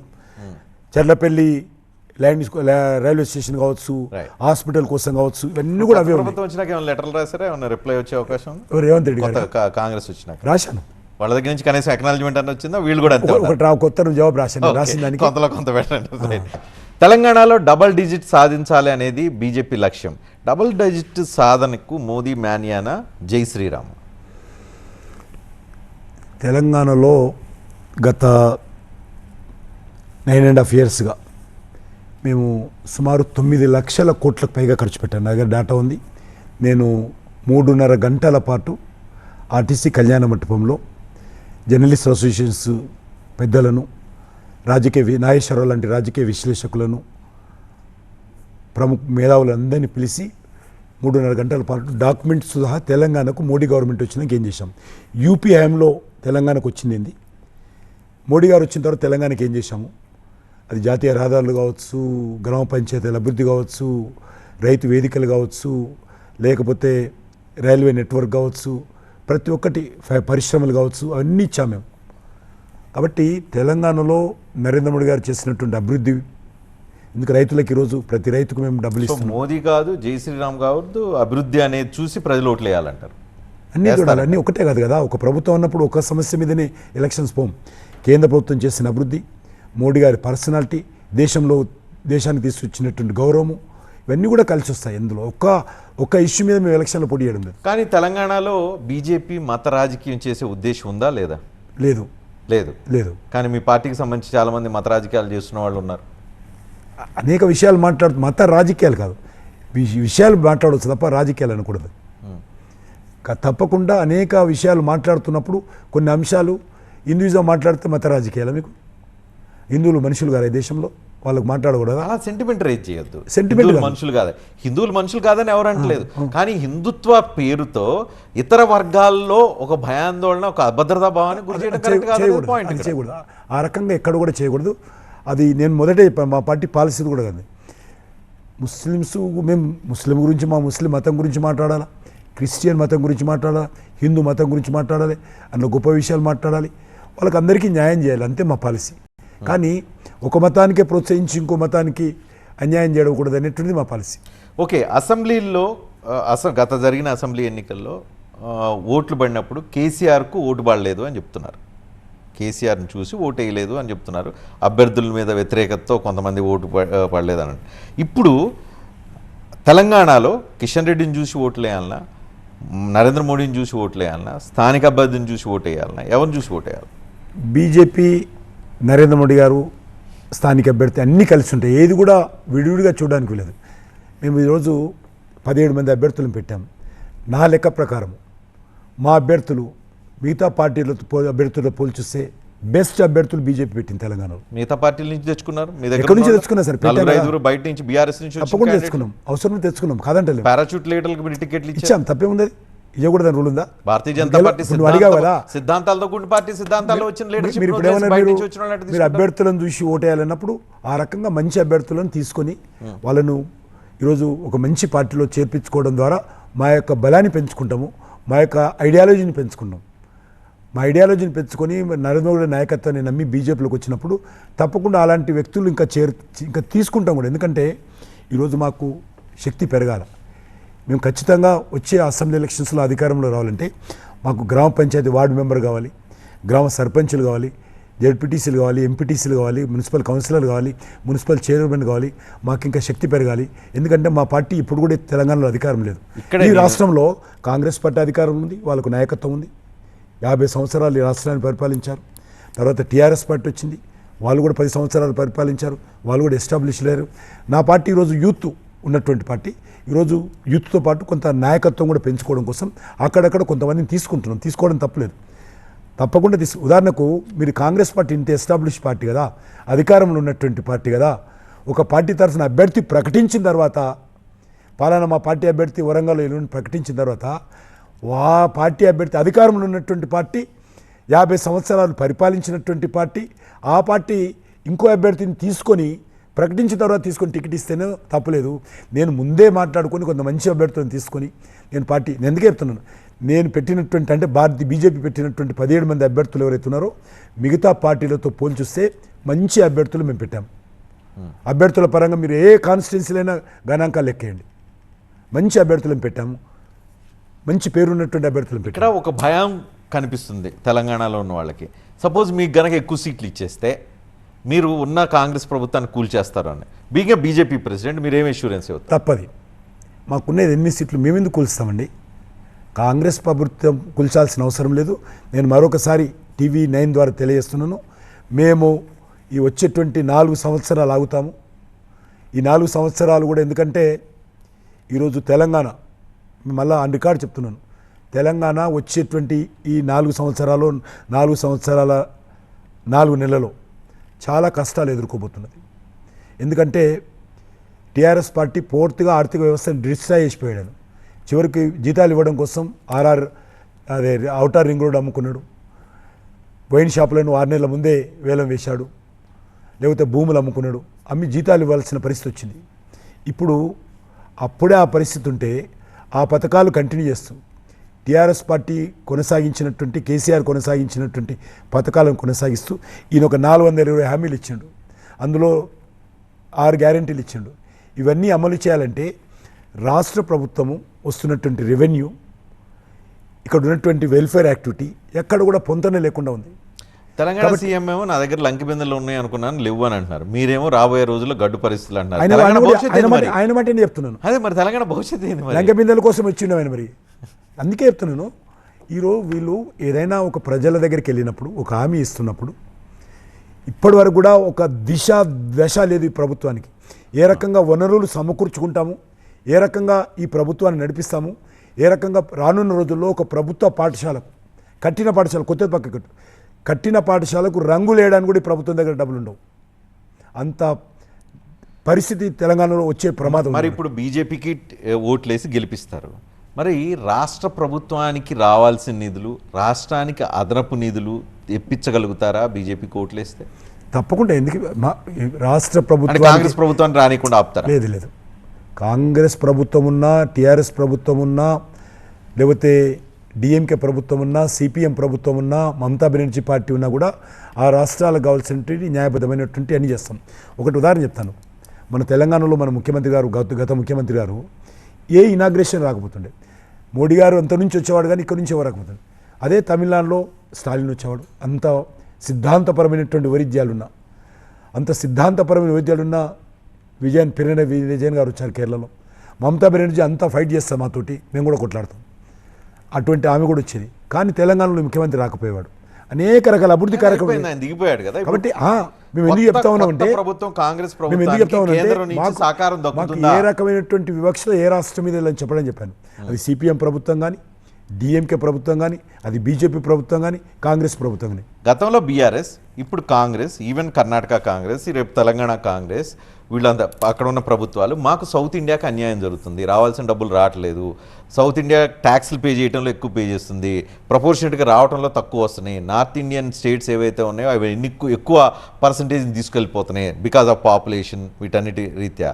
సో మంత్రి పదవులు సౌత్కి అన్యాయం జరుగుతుంది, ట్యాక్స్ల రీకలెక్షన్లో అన్యాయం జరుగుతుంది, ఎడిషనల్ డబ్బులు రాష్ట్రాల కేటాయింపులో సౌత్లో ఉన్న స్టేట్స్కి డిస్క్రిమినేషన్ ఉంది. వీటన్నిటి రీత్యా సౌత్లో అన్యాయం జరుగుతుంది అని మాట్లాడే వాళ్ళకి మీరేం చెప్తారు? ఎట్లా అన్యాయం జరుగుతుంది? తమిళనాడులో మేము ఒక సీటు కూడా గెలవలేదు. ఈరోజు తమిళనాడుకి సంబంధించినటువంటి 3 మంత్రులు ఉన్నారు. మన తెలంగాణకు సంబంధించి 2 ఉన్నాం. మన ఫైనాన్స్ మినిస్టర్ తెలంగాణ ఇక్కడనే ఆడబిడ్డ, ఆమె హైదరాబాద్లో ఉంటుంది, ఆమె ఇల్లు వ్యాపారం అంతా కూడా. ఆమె మంత్రిని, ఆర్థిక మంత్రి చేసిండు. నేను కొత్తగా గెలిచినటువంటి వ్యక్తిని, నన్ను ఒక క్యాబినెట్ మినిస్టర్ తీసుకొచ్చారు. తమిళనాడులో ఒక ఎంపీ లేకపోతే ఇద్దరు జయశంకర్ గారు కానీ లేకపోతే మా డాక్టర్ మురుగన్ గారు కానీ వేరే రాష్ట్రాల్లో ఎంపీలు చేసి మంత్రులను చేశాం. చేయలేదని ఎట్లా అంటారు మీరు? కర్ణాటకలో రాజీవ్ చంద్రశేఖర్ ఆయన కూడా రాజ్యసభలో వేరే రాష్ట్రాలను చేసి ఆయన కూడా మేము ఎంపీ చేశాము. ఇప్పుడు తిరువనంతపురం నుంచి పోటీ చేస్తుండే కేరళలో. అక్కడ నుంచి మురళీధరన్ కేరళ నుంచి ఒక ఎంపీ లేడు. బయటి రాష్ట్రాలు ఎంపీ చేసి మేము ఈరోజు మన external affairs minister Muraleedharan minister చేశాం. చేయరని ఏదో రేవంత్ రెడ్డి ముడిమిడి జానతో మాట్లాడితే మీరు నన్ను ప్రశ్నిస్తే ఎట్లా? మీరు కూడా కొద్దిగా రీసెర్చ్ చేయాలి కదా. సరే, ఓకే సార్. ఇప్పుడు మీ గుర్తు ఏదో పువ్వు గుర్తు పెట్టుకొని వచ్చారు. మీ సింబల్ అదే కదా? అదే. కానీ తెలంగాణలో ఏదో మార్చినట్టున్నారు మీ సింబల్ని. మేమే మార్చలే, రేవంత్ రెడ్డి మార్చాడు. కాంగ్రెస్ పార్టీ మార్చుకున్నాం. ఎందుకంటే గాడిద గుడ్డు సింబల్ ఇప్పుడు ఆయన ఎక్కడ పోయినా తెల మీద ఒకటి పెట్టుకొని తిరుగుతున్నాడు. ప్రజలు అనుమానపోతున్నది గాడిద గుడ్డ గుర్తా చేయి గుర్తా అనేది. ఎందుకంటే ఒక ముఖ్యమంత్రి స్థాయి వ్యక్తి, నేను డీటెయిల్గా 9 లక్షల కోట్ల రూపాయల డాటా నా దగ్గర ఉంది. నేను ఉత్తరం రాశాను మొన్న ముఖ్యమంత్రి గారికి, మీరు ఎక్కడైనా సరే మీకు తెలియకపోతే నేను పంపించాను ఆయనకు, మీరు చర్చ కూడా సిద్ధంగా ఉన్నాను, నేను న్యాయపైస లెక్క చెప్తాను. ఈరోజు ఆయనకు పేద ప్రజలకు మేము బియ్యం ఇచ్చాం, ఇప్పుడు కూడా ఇస్తా ఉన్నాం కరోనా నుంచి ఇప్పటి వరకు. అది ఆయనకు పేద ప్రజలకు నరేంద్ర మోడీ గారు బియ్యం ఇస్తే ఆయన గాడిద గుడ్డులాగా కనిపిస్తుంది. మేము రైతులకు బ్యాంక్ అకౌంట్లో పైసలు ఇస్తే ఆయన గాడిద గుడ్డులాగా కనిపిస్తుంది. మేము రైతులకు సంబంధించి ఎకరానికి సంవత్సరానికి 2 పంటలకు సంబంధించి సబ్సిడీ, ఎరువుల సబ్సిడీ 20,000 ఇస్తాం ఒక్క రైతుకు. ఒక ఎకరానికి, ఒక ఎకరం మీద 20,000 ఇస్తాం. వాళ్ళు ఇచ్చేదానికంటే ఎక్కువ ఉంటుంది. 20,000 బస్తా మీద రాసి ఉంటుంది. మేము కొత్త కాదు, అన్ని బస్తాల మీద ప్రింట్ చేసి ఉంటుంది. రైతు ఖర్చు ఎంత, కేంద్ర ప్రభుత్వ సబ్సిడీ ఎంత, టోటల్ కాస్ట్ ఎంత, ఎనీ ఫెర్టిలైజర్ బ్యాగ్ చూస్తే తెలుస్తుంది మీకు. అది ఒక ఎకరానికి 20,000 ఇస్తాం. అది ఆయన గాడిద గుడ్డిలాగా కనిపిస్తుంది. మేము ఈరోజు కేంద్ర ప్రభుత్వము ఈరోజు మన్రేగా కింద ఖర్చులు పెడతాం పేద ప్రజలకు ఉపాధి కల్పించేది. రేవంత్ రెడ్డి గాడిద గుడ్డులాగా కనిపిస్తుంది. ఈరోజు అనేక హాస్పిటల్స్లో ఇన్ఫ్రాస్ట్రక్చర్, హైదరాబాద్లో బస్సు దవాఖానాలకు డబ్బులు మేము ఇస్తాం, అది గాడిద గుడ్డులాగా కనిపిస్తుంది. ఈరోజు గవర్నమెంట్ స్కూళ్ళల్లో మిడ్ డే మీల్స్ కావచ్చు, యూనిఫామ్ కావచ్చు, టెక్స్ట్ బుక్స్ కావచ్చు కేంద్ర ప్రభుత్వం ఇస్తే ఆయన గాడిద గుడ్డులాగా కనిపిస్తుంది. కాబట్టి ఆ రకంగా ఒక ముఖ్యమంత్రి స్థాయిలో ఆ రకంగా మాట్లాడకూడదు. వీళ్ళే ఈ అసెంబ్లీలు ఏమన్నారు, వీళ్ళు శాసనసభలో మనం జరిగినప్పుడు కేంద్ర ప్రభుత్వంతో అన్నీ తెచ్చుకుంటాము, అసలు కేసీఆర్ కారణంగానే నష్టపోయాం, మేము తెలంగాణ నష్టపోయింది, మేము అట్లా రకంగా ఉండము, మేము కేంద్ర ప్రభుత్వం నుంచి మంచిగా ఉంటాం, అన్ని రకాల సాయం తీసుకుంటామని చెప్పి నెల రోజుల్లోనే మాట మార్చేస్తే ఎట్లా? నెల రోజుల కింద అసెంబ్లీలో ఏం చెప్పాడు ముఖ్యమంత్రి గారు, వాళ్ళ మంత్రి ఉత్తమ్ కుమార్ రెడ్డి గారు ఏం చెప్పారు, ఇంకా మన వరంగల్కి సంబంధించిన మంత్రులు ఏం చెప్పారు, అనేక మంది, మేము కేంద్ర ప్రభుత్వంతో సమయంగా ఉంటాము, సఖ్యంతో ఉంటాము, తెలంగాణకు రావాల్సిన నిధులు తెచ్చుకుంటాము, కేసీఆర్ కారణంగా సరిగ్గా జరగలేదు, మేము ఆ రకంగా ఉండమని చెప్పి ఆయననే వచ్చే మీటింగ్లు వచ్చి పెద్దన్న నువ్వు అన్ని రకాలుగా బాగున్నావు మంచిగా ఉన్నావు అని చెప్పి పొగిడినటువంటి రేవంత్ రెడ్డి ఎన్నికలు రాగానే ఈరోజు ఆయనకు ఒక రకమైనటువంటి పూనకం వచ్చింది. ఎన్నికల పూనకం వచ్చి ఈరోజు ఏదో అంటే అది మాట్లాడిస్తున్నాడు. గాడిద గుడ్డు మాట్లాడుతున్నాడు, గుజరాత్ మాఫియా మాట్లాడుతున్నాడు, అన్ని రకాలుగా మాట్లాడుతున్నాడు. ఇది న్యాయం కాదు. రేవంత్ రెడ్డి గారు, మీరు కొత్తగా ముఖ్యమంత్రి అయ్యారు, మీరు ఈ తెలంగాణ అభివృద్ధి కావాలని కేసీఆర్ని కాదని కొంతమంది ప్రజల్ని కోటేశారు, అందరూ వేయలేదు, కొంతమంది వేశారు, వేసినప్పుడు నీకు మెజార్టీ వచ్చింది, సంయమనంతో ఉండాలి, రాజకీయంగా విమర్శించు, కానీ అబద్ధాలు మాట్లాడకూడదు. రిజర్వేషన్ తీసేస్తారని, గాడిద గుడ్డు ఇచ్చారనో, ఈయనకు 9 లక్షల కోట్లు గాడిద గుడ్డులాగా అనిపిస్తుంది నాకు మహానుభావునికి. కాబట్టి ఇది మంచి విధానం కాదు. ఈ తెలంగాణకు కేసీఆర్ నష్టం చేసిన మీరే అంటున్నారు, కేసీఆర్ కారణంగా తెలంగాణ అన్యాయమైందని అంటున్నారు. నువ్వేం చేస్తున్నావు మరి రేవంత్ రెడ్డి గారు? కేసీఆర్ మించిపోయినావు కదా నువ్వు కేంద్ర ప్రభుత్వం మీద. ఈ ఎలక్షన్స్లో ఏదో రకంగా ఎన్నికలైనాక మాట్లాడు, మరి గుర్తుపెట్టుకోండి, రాసిస్తా, ఈ ఎన్నికలు అయిపోయిన తర్వాత మళ్ళీ మాట్లాడు, ఎందుకంటే మళ్ళీ ఆయన కావాలి కదా. ఎన్నికల కోసం మాట్లాడుతున్నారు, నెక్స్ట్ ఓట్ల కోసమే మాట్లాడుతున్నాడు. ఓట్ల కోసమే పార్లమెంట్ ఎలక్షన్స్లో బీజేపీ ఎక్కువ సీట్లు గెలిస్తే ఆయన సీటుకి ఎక్కడ ప్రమాదం వస్తుందో, కాంగ్రెస్లో ఎక్కడ డిస్టెన్స్ పెరుగుతుందో, ఆయన వ్యతిరేక శక్తులు ఎవరు అడ్డుకుంటారో, ఆయన వ్యతిరేక శక్తులకు శక్తి వస్తుందేమో అనేటువంటి భయంతో ఏదో రకంగా గెలవాలి. ఢిల్లీలో ఇప్పుడు ఆయన బ్లూ బాయ్ అంటారు, ఏమంటారు కాంగ్రెస్ దృష్టిలో, కాంగ్రెస్లో చాలా బ్లూ బాయ్ ఉన్నాడు ఆయన. ఓకే. ఎందుకంటే రేవంత్ రెడ్డి గారు కాంగ్రెస్ పార్టీకి ఈరోజు అన్ని రకాలుగా ఏటీఎంగా ఉన్నాడు. ఎక్కడ ఆయన ఎవరైనా వీళ్ళలో ఏ ముఖ్యమంత్రిని ఎవరు పిలుస్తలేరు. మన రాహుల్ గాంధీ నామినేషన్ కానీ వెళ్తాడు, ఇక్కడ నేషనల్ ఎగ్జిక్యూటివ్ ఆయన వెళ్తాడు, ఆంధ్రాకి ఆయన వెళ్తాడు. ప్రధానమంత్రి కూడా రేవంత్ రెడ్డినే తలుచుకుంటున్నారు ఎక్కువగా. ఇక్కడ వచ్చినప్పుడు ఒక ముఖ్యమంత్రి స్థాయిలో వ్యక్తి అబద్ధాలు మాట్లాడుతున్నప్పుడు జవాబు చెప్పి ప్రజల దృష్టిలో వాస్తవాలు చెప్పాల్సిన బాధ్యత ఉంది. ఆయన ఏం చెప్పినా మాట్లాడకుండా వింటే బాగుండదు. చెప్పాల్సిన ఒక ముఖ్యమంత్రి స్థాయి. రేవంత్ రెడ్డి వ్యక్తిగతంగా మాట్లాడితే మనం ఒక ముఖ్యమంత్రి స్థాయిలో ఉన్నటువంటి మాట్లాడుతున్నప్పుడు తప్పకుండా ఆయనకు జవాబు చెప్పాల్సినటువంటి బాధ్యత మా మీద ఉన్నది కాబట్టి చెప్తున్నాం మేము. ఓకే, ఇప్పుడు తెలంగాణకు సంబంధించి రేపు మీకు వచ్చే రిజల్ట్ తర్వాత నేను ఇందాక అడిగిందే ప్రభుత్వం మారిపోతుంది అని ఆలోచనగా కొంతమంది చేస్తూ ఉన్నారు. అది వచ్చే రిజల్ట్ పార్టీకి బీజేపీకి ఎక్కువ వస్తే ప్రభుత్వం మారిపోతుంది. లేదు, అది పార్టీకి సంబంధం లేని అంశం. నాకైతే ఆ. ఒక రాష్ట్ర అధ్యక్షుడిగా మనం రాష్ట్ర అధ్యక్షుడిగా అని చెప్పండి, రాష్ట్ర పాలిటిక్స్ మాట్లాడండి. బీజేపీ రాష్ట్రంలో ఎదుగుదలకు సంబంధించి మీరు మాట్లాడుతున్నారు. 2028 ఎన్నికల్లో మీరు గెలవాలని కోరికతో ఉన్నప్పుడు ఈ రాష్ట్రంలో ఏదో ఒక షిండే కైండ్ ఆఫ్ ఆపరేషన్ చేయకపోతే భారతీయ జనతా పార్టీ ఎదుగుదల కష్టం. అవసరం లేదు. నేను ఇప్పుడు చెప్పాను మీకు, అదే ఉదాహరణ చెప్పాను. నేను మధ్యలో అయిపోయాను. మనం ఏం చెప్పానంటే వీళ్ళు 4.5 సంవత్సరాలు ఏదైతే పరిపాలన చేస్తారో ఒక్క సీటు కూడా డిపాజిట్ రాదు కాంగ్రెస్ పార్టీకి. అంత భయంకరమైనటువంటి పరిపాలన తెలంగాణలో ఉండబోతుంది. ఇదే టీవీలో మీరు డిస్కషన్ చేస్తారు. 28లో మీరు ఇదే టీవీ 9లో ఉంటే నేను తప్పకుండా బీజేపీలో ఉంటాను, ఎక్కడ నేత మారను. మీరు కొత్త ఛానల్ ఉంటారు కాబట్టి ఖచ్చితంగా మన ఇద్దరం మాట్లాడుకుంటాం. చాలా భయంకరంగా రాష్ట్ర ఆర్థిక వ్యవస్థ ఉంటుంది. ఏ పథకం అమలు చేయలేని పరిస్థితిలో ఉంటుంది. టోటల్గా రాష్ట్ర ప్రభుత్వం, నేను శాపనార్థాలు పెట్టడం లేదు, కాదు శాపనార్థాలు. మీరు కాంగ్రెస్ లో బీఆర్ఎస్ లో షిండేల్ని తయారు చేస్తున్నారని ఒక పాపులర్ అవసరం లేదు అంటున్నాను. వాట్ ఐఎమ్ సేయింగ్ అది అవసరం ఉండదు అంటున్నాను. అది అవసరం పడదు, ఆ రకంగా చేయాల్సిన అవసరం లేదు. షిండేలు తయారయ్యాల్సిన అవసరం లేదు. వాళ్ళ పార్టీలో వాళ్ళు షిండేలు తయారవుతారు, ప్రజలే ఈ షిండేలను చూస్తారు. నేను అక్కడే చెప్తున్నాను, వచ్చేటువంటి 28లో జరిగేటువంటి శాసనసభ ఎన్నికలు, అప్పుడు లోక్సభ ఆ అసెంబ్లీ ఒకటేసారి జరుగుతాయి. 1 నేషన్ ఎలక్షన్స్ తప్పకుండా జరుగుతాయి. 1 నేషన్ 1 ఎలక్షన్ జరుగుతుంది.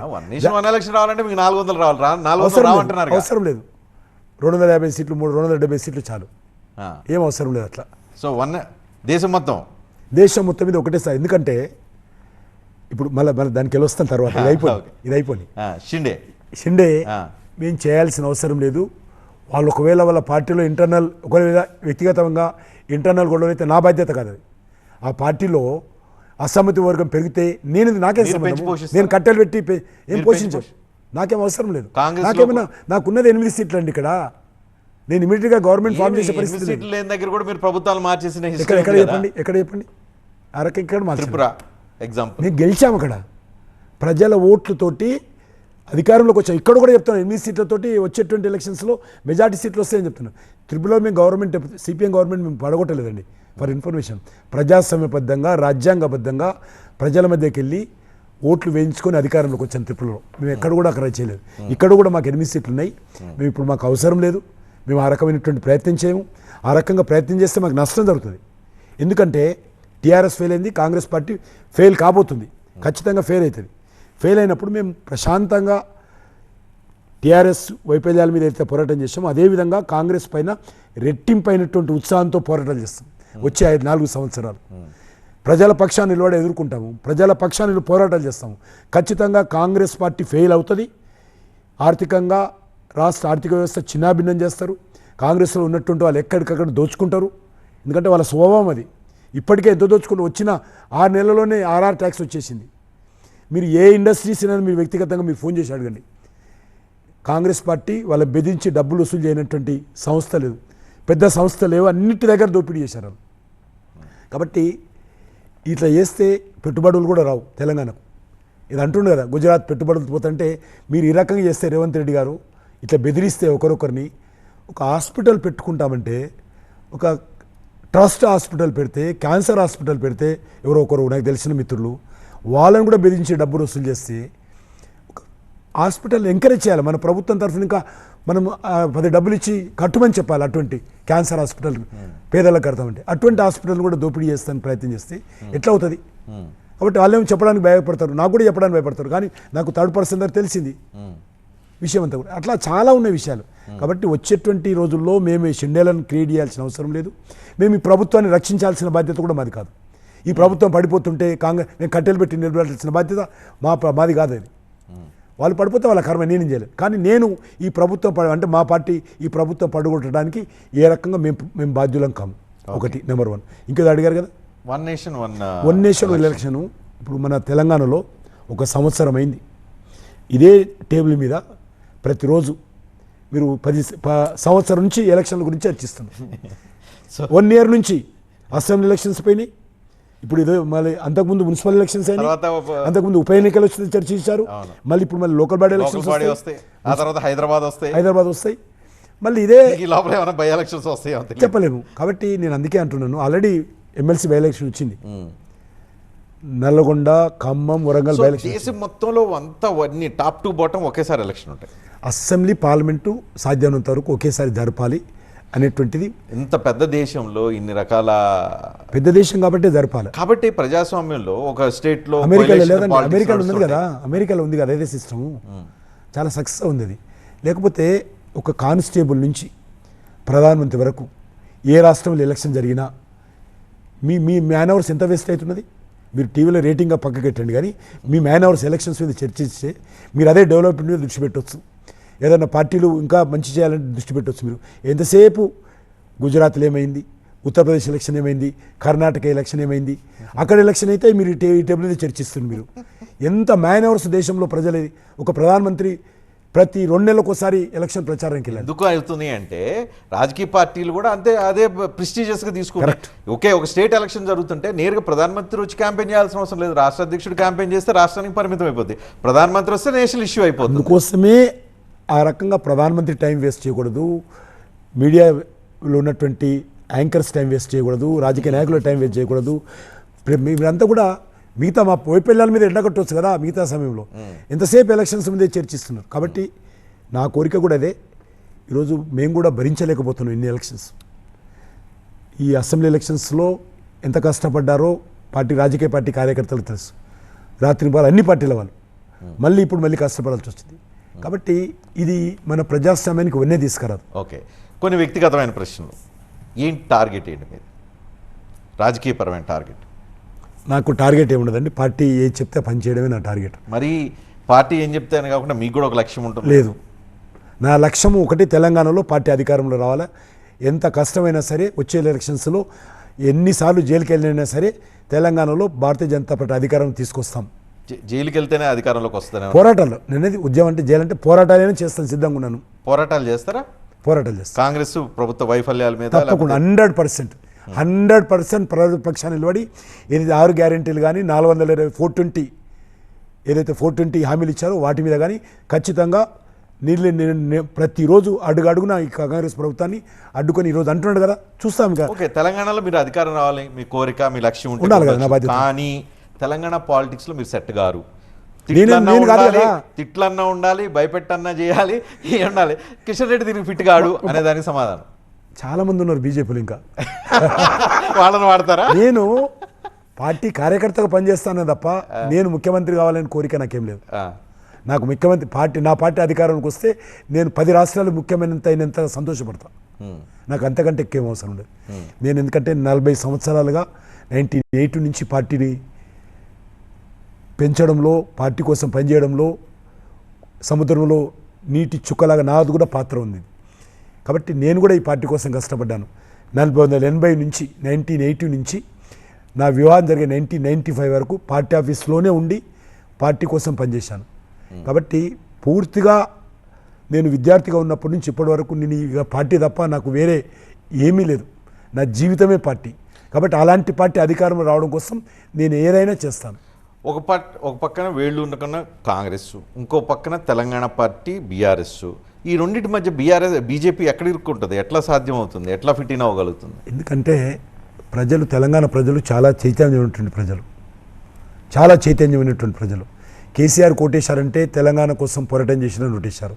కానీ ఆ తర్వాత క్రమంగా పార్టీలో వచ్చినటువంటి అనేక మార్పులు, కుటుంబ పెత్తనం కావచ్చు, అహంకారం కావచ్చు, అవినీతి కావచ్చు, దాని కారణంగా కేసీఆర్ పోవాలనుకున్నారు. ఉన్నంతలో వాళ్ళకు ఇమీడియట్గా వాళ్ళకి రేవంత్ రెడ్డి కనిపించాడు. ఎందుకంటే రేవంత్ రెడ్డి ఒక గొప్పతనం కాదు, పార్టీకి ఉన్నటువంటి ఎస్టాబ్లిష్మెంటు, ఓట్ బ్యాంకు, నాయకత్వము. ఈరోజు అందరూ పాత నాయకులే ఉన్నారు, చూశారు మీరు. నాయకులు కాంగ్రెస్ పార్టీకి 50 సంవత్సరాలు పరిపాలించిన కారణంగా ఆర్థికంగా కావచ్చు, నాయకత్వం కావచ్చు వాళ్ళకున్నది. కాబట్టి వాళ్ళు ఉన్నంతలో వాళ్ళు గెలిపించారు. కానీ ఖచ్చితంగా తెలంగాణలో మార్పు వస్తుంది. ఈ 2 పార్టీలకు ప్రత్యామ్నాయంగా భారతీయ జనతా పార్టీ వచ్చే ఈ పార్లమెంట్ ఎలక్షన్స్లో మెజార్టీ సీట్లు వస్తాయి, మాకు మంచి పార్లమెంట్ సీట్లు గెలుస్తాం. శాసనసభ ఎన్నికల్లో ఖచ్చితంగా మేము గెలుపు లక్ష్యంగా ఇప్పటి నుంచే ప్లాన్ చేసి ఈ 4.5 సంవత్సరాలు ఆ దిశలోనే ముందుకెళ్తాము. తెలంగాణ అధికారం రావాలి, తెలంగాణలో ఒక మంచి ప్రభుత్వం రావాలి అనే దిశలోనే ప్రజలను కన్విన్స్ చేసి ఒప్పించి వాళ్ళ మెప్పు పొంది ప్రజాస్వామ్య పద్ధతిలో అధికారంలోకి వస్తాం. బీఆర్ఎస్ బీజేపీ ఒకటే అనే ఒక ఇంప్రెషను, ఒక భావజాలం కాంగ్రెస్ క్రియేట్ చేసిందో అనిపించిందో తెలియదు, కానీ అసెంబ్లీ ఎన్నికల్లో మీకు నష్టం జరిగింది, బీఆర్ఎస్కి నష్టం జరిగింది. సో ఆ పాపం BRS కి నష్టం దాన్ని తుడిపేసుకోవడానికి కవితను జైల్లో వేసేసారు. కాదు. సో తప్పది. ఇప్పుడు ఆ మాట నేను ఇప్పుడు ఇప్పుడు పార్లమెంట్ కవితను జైల్లో ఎలక్షన్ లే కవితను మేము జైల్లో వేసామనే తప్పు. కవిత జైల్లో వెళ్ళడానికి తెలంగాణ రాజకీయాలకు సంబంధం లేదు. అదే కారణంతో కదా బీజేపీ బీఆర్ఎస్ ఒకటనే ఒక ఇంప్రెషన్తో అసెంబ్లీ ఎన్నికలు నడిచింది. అరెస్ట్ అంటే ఇప్పుడు అరవింద్ కేజ్రీవాల్ ఎందుకు అరెస్ట్ అయ్యిండు, ఇంకో ముఖ్యమంత్రి ఎందుకు అరెస్ట్ అయ్యిండు? కాబట్టి ఢిల్లీలో జరిగినటువంటి బీరు బ్రాండీ కేసు అది. అక్కడ జరిగినటువంటి ఇన్వెస్టిగేషన్లో ఈమె ఆధారాలు దొరికాయి కాబట్టి ఈమె మీద ఇన్వెస్టిగేషన్ తప్ప తెలంగాణ రాజకీయాల నేపథ్యంలో తెలంగాణలో బీఆర్ఎస్కు అధికారంలో ఉందనో, ముఖ్యమంత్రి కూతురు ఉందనో ఆమె మీద ఎక్కడ కూడా కేంద్ర ప్రభుత్వం కానీ ఏజెన్సీలు కానీ యూనివర్సిటీలు అందులో తెలంగాణ భారతీయ జనతా పార్టీ కానీ తెలంగాణ రాజకీయాలు కానీ 1% కూడా సంబంధం లేదు. మా వాళ్ళు అప్పుడప్పుడు మాట్లాడి కొంత ఎక్కువ మాట్లాడడంతో కొద్దిగా నష్టం జరిగింది తప్ప మాకు సంబంధం లేని అంశం అది. సో అసెంబ్లీ ఎన్నికలు 5 నెలల క్రితం జరిగిన అసెంబ్లీ ఎన్నికలకు ఇప్పుడు ఉన్న వాతావరణానికి భిన్నమైన వాతావరణం. సో ఇప్పుడు మీకు ఎటువంటి బ్యాగేజ్ లేదని చెప్పి అనుకుని ఎన్నికలకు వెళ్తున్నారు. సో ప్రజల దగ్గర నుంచి అసెంబ్లీ ఎన్నికల కంటే భిన్నమైన రెస్పాన్స్ అంటే గుడ్ రెస్పాన్స్ మీకు వస్తుందని ఎక్స్పెక్ట్ చేస్తాను. 100%. నేను తిరుగుతున్నా కదా, నేను రోజు ఓటర్లను కలుస్తున్నాను కదా, ఉదయం నుంచి సాయంకాలం వరకు ఓటర్లను కలిసే కార్యక్రమం పెట్టుకున్నప్పుడు నేను ఒక రాజకీయ పార్టీ కార్యకర్తగా అనేక సార్లు పోటీ చేసినటువంటి కార్యకర్తగా నాకు ప్రజల నుంచి స్పందన తెలుస్తుంది. ప్రజల నుంచి చాలా స్పష్టమైన స్పందన. ఎక్కడ వెళ్ళినా కూడా నాకు తెలుసు, ఇష్టం లేకపోతే నేను ఎదురుగా విజ్ చేసినా కూడా నేను విజ్ చేయరు. ఈరోజు స్కూటర్ ఆపి పరిగెత్తుకొని రావడము, ప్రతి ఒక్కరు కూడా విజ్ చేయడం. అయోధ్యలో రామాలయం కట్టారన్నా లేకపోతే ఇంకా కాదు. ఈరోజు దేశంలో నరేంద్ర మోడీ గారు మళ్ళీ ప్రధానమంత్రిగా కొనసాగాలనేది ప్రధానమైనటువంటి అంశం. ఇలా అనేకం ఉంటాయి, రామాయణం ఉంటుంది, ఇతర అంశాలు ఉంటాయి, ఉక్రెయిన్లో. కానీ ఇది ఈ క్వశ్చన్ మీరు ఆన్సర్ చెప్పాలి. అయోధ్యలో రామాలయాన్ని మీరు రాజకీయంగా విపరీతంగా దేశంలో వాడుకున్నారని నెంబర్ 1. రామాలయానికి సంబంధించిన అక్షంతులు ఊరంతా పంచి ఓట్లు దండుకుంటున్నారని. 3, రాముడు ఫోటోగ్రాఫ్ని తీసుకెళ్లి ఓట్ల కోసం వాడుతున్నారు. కేటీఆర్ అంటున్నారు, నేను అంటలేదు. ఏ ఫోటో తీసుకెళ్ళాం? ఎక్కడ ఎలక్షన్స్లో ఒక్క ఫోటో చూపించండి. ఎక్కడన్నా ప్రింటింగ్లో కానీ కరపత్రాలలో కానీ రామాయణ నిర్మాణం సంబంధించిన ఫోటో కానీ ఎక్కడైనా బీజేపీ కరపత్రంలో ఒక చిన్న ఫోటో చూపించండి ఎక్కడైనా. ఎందుకంటే ఖచ్చితంగా రామాయణం కట్టడం గర్వపడతా ఉన్నాం మేము. 500 సంవత్సరాలుగా ఆ రోజు మొఘళ్ళు కొలగొట్టినటువంటి, బాబర్ కొలగొట్టినటువంటి రామాయణం తర్వాత అనేక రాజులు వచ్చారు, కట్టలేకపోయారు. అనేక ఉద్యమాలు జరిగాయి, వేలాది మంది చనిపోయారు, ఋషులు మహానుభావులు అందరూ చనిపోయారు, కట్టలేకపోయారు. బ్రిటిష్ వాళ్ళు వచ్చిన తర్వాత డిమాండ్ వచ్చింది. బ్రిటిష్ వాళ్ళు ఉన్నప్పుడే కోర్టులో కేసు వేశారు. 1850s కోర్టులో వేశారు కేసు, పరిష్కారం కల. అదే బ్రిటిష్ వాళ్ళు వేసినటువంటి కేసు మన స్వాతంత్రం నుంచి 70 సంవత్సరాల తర్వాత జరిగింది అదే కేసు. కోర్టు ఆ రకమైన కేసులు ఉండే, ఎవరు కట్టలేకపోయారు. ఈరోజు నరేంద్ర మోడీ గారు సామరస్యంగా, ఒక రక్తపు బొట్టు చిందకుండా, ఒక నిరసన కార్యక్రమం జరగకుండా, ముస్లింలందరూ కూడా ఒక బాంబే నుంచి ఒక ముస్లింల మా అమ్మాయిల బ్యాచ్ రామాయణ నిర్మాణ పూజకి వెళ్ళింది, ప్రాణ ప్రతిష్టకు. కాబట్టి ఈరోజు అయోధ్యలో ఉన్నటువంటి ముస్లింలు మీరు రిపోర్ట్ చెప్పండి తెలుస్తారు. అందరూ కూడా హ్యాపీ, మంచి ప్రశాంతంగా ఉంది ఈరోజు వాతావరణము. నరేంద్ర మోడీ గారు వచ్చిన తర్వాత చాలా బాగుంది. ఈ రామాయణం కట్టడంతో మాకు టెన్షన్ పోయింది. ఎన్ని సంవత్సరం మేము పెట్టిన టెన్షన్ కాదు అది, 500 సంవత్సరాల టెన్షన్ పోయింది అది. ఓకే. కాబట్టి రామాయణము కట్టడం నేరం కాదు. రామాయణం మేము సాధించినటువంటి గొప్ప విజయము. నరేంద్ర మోడీ గారు ప్రధానమంత్రిగా ఉండి ఈరోజు ఆయననే భూమి పూజ చేయడం, ఆయననే ప్రాణప్రతిష్ఠ చేయడం నిజంగా గర్వపడుతున్నాం. సిగ్గుపడాల్సిన అంశం కాదు, గర్వపడాల్సిన అంశం ఇది. మేమే కాదు, ఈ దేశంలో ఉన్నటువంటి ప్రతి హిందూ కూడా గర్వపడుతూ ఉన్నాడు. ఎవరికి వ్యతిరేకంగా కాదు. రాముడు జన్మించినటువంటి స్థలంలో 500 సంవత్సరాలుగా రామలాల విగ్రహము సూర్యుడిని చూస్తూ, చంద్రుడిని చూస్తూ, వర్షాన్ని చూస్తూ అట్లా పడున్నది 500 సంవత్సరాలు. ఈరోజు అక్కడ రామాయణ నిర్మాణం చేసి హిందువులలో ఉన్నటువంటి ఒక గౌరవాన్ని ఇనుమడింపజేసే ప్రయత్నం చేశాం. అని తప్పపడాల్సిందేం లేదు. ఓకే. ఫైనల్గా మీరు తెలంగాణ ఓటర్లకి ఏం చెప్తారు? ఖచ్చితంగా భారతీయ జనతా పార్టీ తెలంగాణ అభివృద్ధి కోసం కట్టుబడి ఉంది. మేము దేశం కోసం పనిచేస్తాము. మేము ఖచ్చితంగా ఈ రాష్ట్రాన్ని అభివృద్ధి కోసం అంకితభావంతో పనిచేస్తాము. ప్రస్తుత పరిస్థితుల్లో దేశాన్ని కూడా దృష్టిలో పెట్టుకొని దేశంలో నరేంద్ర మోడీ గారు మన భవిష్యత్తు కోసం కానీ మన పిల్లల భవిష్యత్తు కోసం కానీ, దేశ భవిష్యత్తు కోసం కానీ, దేశ అభివృద్ధి కోసం కానీ, దేశ రక్షణ కోసం కానీ, దేశంలో ఉగ్రవాదం పెరగకుండా ఉండడం కోసం కానీ, దేశంలో అవినీతి పెరగకుండా ఉండడం కోసం కానీ, దేశంలో మౌలిక వసతులు పెంచడం కోసం కానీ, ప్రపంచంలో భారతదేశ గౌరవాన్ని పెంచడం కోసం కానీ, అన్ని రకాలుగా ఏ విషయం ఆలోచన చేసినా కూడా ఈరోజు ప్రస్తుత పరిస్థితుల్లో నరేంద్ర మోడీ గారి నాయకత్వం మరొకసారి ఈ దేశంలో ఉండాలి. ఎందుకంటే గత 10 సంవత్సరాలుగా దేశంలో అనేక సమస్యలు పరిష్కరించు, ఉగ్రవాద సమస్య కావచ్చు, మీరు చెప్పినట్టు రామాలయ సమస్య పరిష్కారం కావచ్చు, విదేశాల్లో భారతదేశ గౌరవం కావచ్చు, ఒక పేదవాడి ఇంట్లో టాయిలెట్ నిర్మాణం నుంచి మొదలు పెడితే, ఒక పేదవాడి ఇంట్లో 13 కోట్ల టాయిలెట్లు నిర్మాణం చేసినాను. పేదవాడి ఇంట్లో టాయిలెట్ నిర్మాణం మొదలు పెడితే చంద్రయాన్ విజయం వరకు కూడా ఆయన ఎంతో అంకిత భావంతో పనిచేశాడు. దేశం ఓకే, నా తెలంగాణకి ఏంటి అంటే ఏం చెప్తారు? ఖచ్చితంగా నేను ఇప్పుడు కూడా చెప్పాను కదా ఇంతకుముందు, తెలంగాణ కోసం అన్ని రకాలుగా అంకితభావంతో పనిచేస్తూ ఉన్నాము. తెలంగాణలో పెండింగ్లో ఉన్నటువంటి అనేక రకాల సమస్యలు పరిష్కారం చేసుకుంటూ ముందుకెళ్తా ఉన్నాము. తెలంగాణలో దేనికి లోపం చేశామండి, అన్ని రకాలుగా తెలంగాణలో ముందుకెళ్తా ఉన్నాం. ఈరోజు మీరు ఒక మాట అన్నారు, బయ్యారం స్టీల్ ఫ్యాక్టరీ అన్నారు. మీరు బయ్యారం స్టీల్ ఫ్యాక్టరీ 2018లో ఏమన్నారు కేసీఆర్ గారు? కేంద్ర ప్రభుత్వం కట్టడం లేదు, ఇప్పుడు మళ్ళీ రెండోసారి మాకు అసెంబ్లీ ఎలక్షన్లో ఓటేస్తే రాష్ట్ర ప్రభుత్వమే కడతాను ఎప్పుడన్నాడు? 2018లో అన్నాడు. 2023 వరకు ఎందుకు కట్టలేదు? మరి ఆయన మమ్మల్ని అన్నారు కదా ఎందుకు కట్టలేదు? నేను చెప్పాము, ప్రజల డబ్బుకు మనం ధర్మకర్తలమే తప్ప దుర్వినియోగం చేసేటువంటి బాధ్యత. ఎందుకు ఈరోజు ప్రాగా టూల్స్ మూతపడ్డది? హెచ్ఎంటీ టూల్స్ ఎందుకు మూతపడ్డది? ఆల్వెన్ కంపెనీ ఎందుకు మూతపడ్డది? ఆల్వెన్ వ్యాచ్ ఫ్యాక్టరీ ఎందుకు మూతపడ్డది? ఐడిపిఎల్ ఎందుకు మూతపడ్డది? ఫీజిబిలిటీ కాలేదని. ఫీజిబిలిటీ కాదని చెప్పిన తర్వాత కూడా ఈరోజు న్యూ ఎకనామికల్ పాలసీ వచ్చిన తర్వాత ఏ పెన్ను తయారు చేసినా కూడా గ్లోబల్ మార్కెట్లో నిలబడాలి. నువ్వు బయ్యారం స్టీల్ ఫ్యాక్టరీ స్టీల్ తయారు చేస్తే పక్క ఫ్యాక్టరీలో 500 క్వింటాల్, ఒక 5,000 క్వింటాలు ఉంటే నువ్వు 5 లక్షల క్వింటాలు ఇస్తా అంటే ఎవరు కొంటారు నీ దగ్గర? కాబట్టి ఫీజిబిలిటీ కాదు, అది ప్రజల డబ్బు అది.